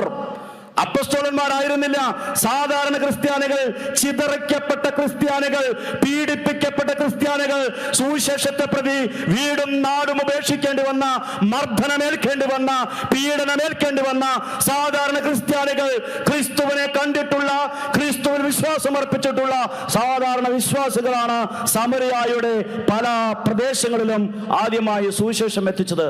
നാളുകൾ കഴിഞ്ഞപ്പോൾ ജെറൂസലേമിൽ അപ്പോസ്തലന്മാർ കേട്ടു സമരയായ ജനം വിശ്വാസം സ്വീകരിച്ചുവെന്ന്. അപ്പോൾ പത്രോസിനെയും യോഹന്നാനെയും അങ്ങോട്ട് പറഞ്ഞയച്ചു അവർക്ക് പരിശുദ്ധാത്മാവിനെ നൽകാൻ. പത്രോസും യോഹന്നാനും അവിടെ എത്തിയപ്പോൾ അവിടെയുള്ള വിശ്വാസികളുടെ അവസ്ഥ എന്താണ്? അപ്പോസ്തല പ്രവർത്തനങ്ങൾ 8-ാം അധ്യായം 14 മുതൽ 16 വരെയുള്ള വചനങ്ങൾ നമുക്ക് വായിക്കാം. അപ്പോസ്തല പ്രവർത്തനങ്ങൾ 8-ാം അധ്യായം 14 മുതൽ 16 വരെ വചനം. ആദ്യമായിട്ട് അപ്പോസ്തലന്മാർ സമരയായിലേക്ക് പോകുന്നു. അവിടെ ചെന്നപ്പോൾ അവർ കണ്ടത് എന്താണ്? സമരയാക്കാർ ദൈവവചനം സ്വീകരിച്ചുവെന്ന് കേട്ടപ്പോൾ ജെറൂസലേമിൽ അപ്പോസ്തലന്മാർ പത്രോസിനെയും യോഹന്നാനെയും അവരുടെ അടുത്തേക്ക് അയച്ചു. ആദ്യമായിട്ടാണ് അപ്പോസ്തലന്മാർ പോകുന്നത്. അവർ അവിടെ ചെന്ന് അവിടെയുള്ളവർ പരിശുദ്ധാത്മാവിനെ സ്വീകരിക്കേണ്ടതിന് അവർക്ക് വേണ്ടി പ്രാർത്ഥിച്ചു. അടുത്ത വചനം ശ്രദ്ധിക്കണം. കാരണം അതുവരെ പരിശുദ്ധാത്മാവ് അവരിൽ ആരുടെയും വന്നിരുന്നില്ല. അവർ കർത്താവായ യേശുവിന്റെ നാമത്തിൽ ജ്ഞാനസ്നാനം സ്വീകരിക്കുക മാത്രമേ ചെയ്തിരുന്നുള്ളൂ. ആദ്യമായിട്ടാണ് അപ്പോസ്തലന്മാർ പോകുന്നത്. പക്ഷേ അതിനു മുമ്പേ അവർ സുവിശേഷം കേട്ടു, യേശുവിനെ സ്വീകരിച്ചു, മാമോദീസായും സ്വീകരിച്ചു. ഇത് ആര് വഴിയാണ് നടന്നത്? ചിതറിക്കപ്പെട്ട ക്രിസ്ത്യാനികൾ വഴി, സാധാരണ വിശ്വാസികൾ വഴി. പ്രിയപ്പെട്ടവരെ, ഒരു പ്രദേശത്ത് പുതിയതായി പോകാൻ നിങ്ങൾക്ക് ഭാഗ്യം ലഭിച്ചാൽ, ഒരു പുതിയ ഗ്രാമത്തിൽ താമസിക്കാൻ നിങ്ങൾക്ക് സാധിച്ചാൽ, ഒരു പുതിയ മനുഷ്യനെ കണ്ടുമുട്ടാൻ നിങ്ങൾക്ക് സാധിച്ചാൽ, ഈശോയെ ഇതുവരെയും അറിഞ്ഞിട്ടില്ലാത്തൊരു വ്യക്തിയെ കണ്ടുമുട്ടാൻ നിങ്ങൾക്ക് സാധിച്ചാൽ, മറക്കരുത്, അവനെ യേശുവിനെ അറിയിക്കാൻ അയക്കപ്പെട്ട മിഷണറിയാണ് നിങ്ങൾ. ഒരു പുതിയ പ്രദേശത്ത് ജോലിപരമായി നിങ്ങൾ പോയാൽ, ഒരു പുതിയ ഓഫീസിൽ നിങ്ങൾ ജോലിപരമായി പോയാൽ, അവിടെ ക്രിസ്തുവിനെ അറിയാത്തവരുണ്ടെങ്കിൽ മറക്കരുത്, ക്രിസ്തുവിന് സാക്ഷ്യം കൊടുക്കാൻ അയക്കപ്പെട്ട മിഷണറിമാരാണ് നിങ്ങൾ, പ്രേക്ഷിതരാണ് നിങ്ങൾ. യേശുവിന് സാക്ഷ്യം കൊടുക്കണം, യേശുവിനെ കുറിച്ച് പറയണം, യേശുവിനെ കുറിച്ച് അവരെ അറിയിക്കണം. ഈ ഭൂമിയിൽ 80-100 വർഷം ജീവിച്ചിട്ട് യേശുവിനെ അറിയാത്ത ഒരു മനുഷ്യനോട് പോലും സുവിശേഷം പറയാതെ കടന്നു പോവുകയാണെങ്കിൽ നമുക്ക് ദുരിതം. ലൂക്കായുടെ സുവിശേഷം 10-ാം അധ്യായം 1-2 വചനങ്ങൾ നിങ്ങൾ വീട്ടിൽ പോയതിനു ശേഷം വായിക്കണം. ലൂക്കായുടെ സുവിശേഷം 10-ാം അധ്യായം 1-2 വചനങ്ങൾ. ഇവിടെ ലൂക്കാ ശ്ലീഹ പറയുകയാണ്, ഈശോ വേറെ 72 പേരെ തിരഞ്ഞെടുത്ത് അയച്ചു. എന്തുകൊണ്ടാണ് വേറെ 72 പേരെന്ന് പറയുന്നത്? 9-ാമത്തെ അധ്യായത്തിൽ അപ്പോസ്തലന്മാരെ കുറിച്ച് സംസാരിച്ചു കഴിഞ്ഞു. 9-ാമത്തെ അധ്യായത്തിൽ അപ്പോസ്തലന്മാരെ ഈശോ അയക്കുന്നു. 10-ാമത്തെ അധ്യായത്തിൽ വേറെ 72 പേരെ അയക്കുന്നു. ഇതിൽ നിന്ന് നാം എന്ത് മനസ്സിലാക്കണം? ഈശോ സുവിശേഷം പ്രഘോഷിക്കാൻ അയച്ചത് അപ്പോസ്തലന്മാരെ മാത്രമല്ല, മറ്റുള്ളവരെയും അയച്ചിരുന്നു. വേറെ 72 പേർക്കും സ്ഥാനമുണ്ടായിരുന്നു. അതിൽ പെടുന്നവരാണ് നമ്മളെല്ലാവരും. ഒന്നുകിൽ നമ്മൾ 12-ൽ പെടും, അല്ലെങ്കിൽ നമ്മൾ 72 പേരിൽ പെടും. നമ്മളെല്ലാവരും സുവിശേഷത്തിന് സാക്ഷ്യം കൊടുക്കേണ്ടവരാണ്. നമ്മളെല്ലാവരും സുവിശേഷ പ്രഘോഷകരാണ്. യേശുവിന് സാക്ഷ്യം കൊടുക്കണം. പ്രിയപ്പെട്ടവരെ, ഇന്ന് ഈ 14ാമത് ബൈബിൾ കൺവെൻഷൻ്റെ അവസാന ദിവസം പരിശുദ്ധ വല്ലാർപാടത്തമ്മയുടെ തിരുമുറ്റത്ത് കർത്താവ് നമ്മെ സാക്ഷികളാക്കി മാറ്റുകയാണ്. നമ്മൾ യേശുവിനെ കാണണം, അവനെ കേൾക്കണം. അവനെ കണ്ടാൽ കേട്ടാൽ അവനെക്കുറിച്ച് മറ്റുള്ളവരോട് പറയണം. യേശുവിനെ കാണുമ്പോൾ നാം എന്താണ് മനസ്സിലാക്കേണ്ടത്? അവനാണ് ലോകരക്ഷകൻ. അവൻ്റെ പ്രബോധനങ്ങളാണ് ഏറ്റവും ഉത്തമം. അവൻ്റെ പ്രവർത്തികൾ അത്ഭുതാവഹമാണ്. ഇതുപോലൊരു രക്ഷകനില്ല, ഇതുപോലൊരു ദൈവമില്ല, ഇതുപോലെ ആരുമില്ല. അവൻ അദ്വിതീയനാണ് എന്ന് പറഞ്ഞാൽ രണ്ടാമതൊരുവൻ ഇല്ലാത്തവൻ. അവൻ സമാനതകളില്ലാത്തവനാണ്. അവൻ എല്ലാവരേക്കാൾ ഉന്നതനാണ്. യേശുവിനെ അറിയണം, അവനെ സ്നേഹിക്കണം, അവൻ്റെ കരുതൽ നമ്മൾ അനുഭവിക്കണം. നമ്മുടെ വേദനകളും കഷ്ടപ്പാടുകളും കണ്ട് ആന്തരിക അവയവങ്ങൾ നുറുങ്ങിപ്പോകുമാറ് നമ്മോട് അനുകമ്പ കാണിക്കുന്ന കാരുണ്യവാനായ തമ്പുരാൻ, മനുഷ്യരുടെ കണ്ണീരും വിലാപവും വേദനകളും കഷ്ടപ്പാടുകളും കണ്ട് മനുഷ്യർക്കിടയിൽ മനുഷ്യനായി ജീവിച്ച ഒരു ദൈവം. ആ ദൈവത്തെ നമ്മൾ കാണണം, അറിയണം, അനുഭവിക്കണം. എന്നിട്ടോ അവനെക്കുറിച്ച് ഈ ലോകത്തോട് പ്രഖ്യാപിക്കണം. ഒരു ദിവസം എല്ലാ നാവുകളും അവൻ്റെ മഹത്വമേറിയ നാമം സ്തുതിക്കണം. എല്ലാ മുട്ടുകളും അവൻ്റെ മുമ്പിൽ മടങ്ങണം. ഈ സ്വപ്നം നിറവേറുമാറ് ഈ ഭൂമിയിൽ യേശുവിൻ്റെ സാക്ഷികളായി ജീവിക്കാൻ നമുക്ക് പരിശ്രമിക്കാം.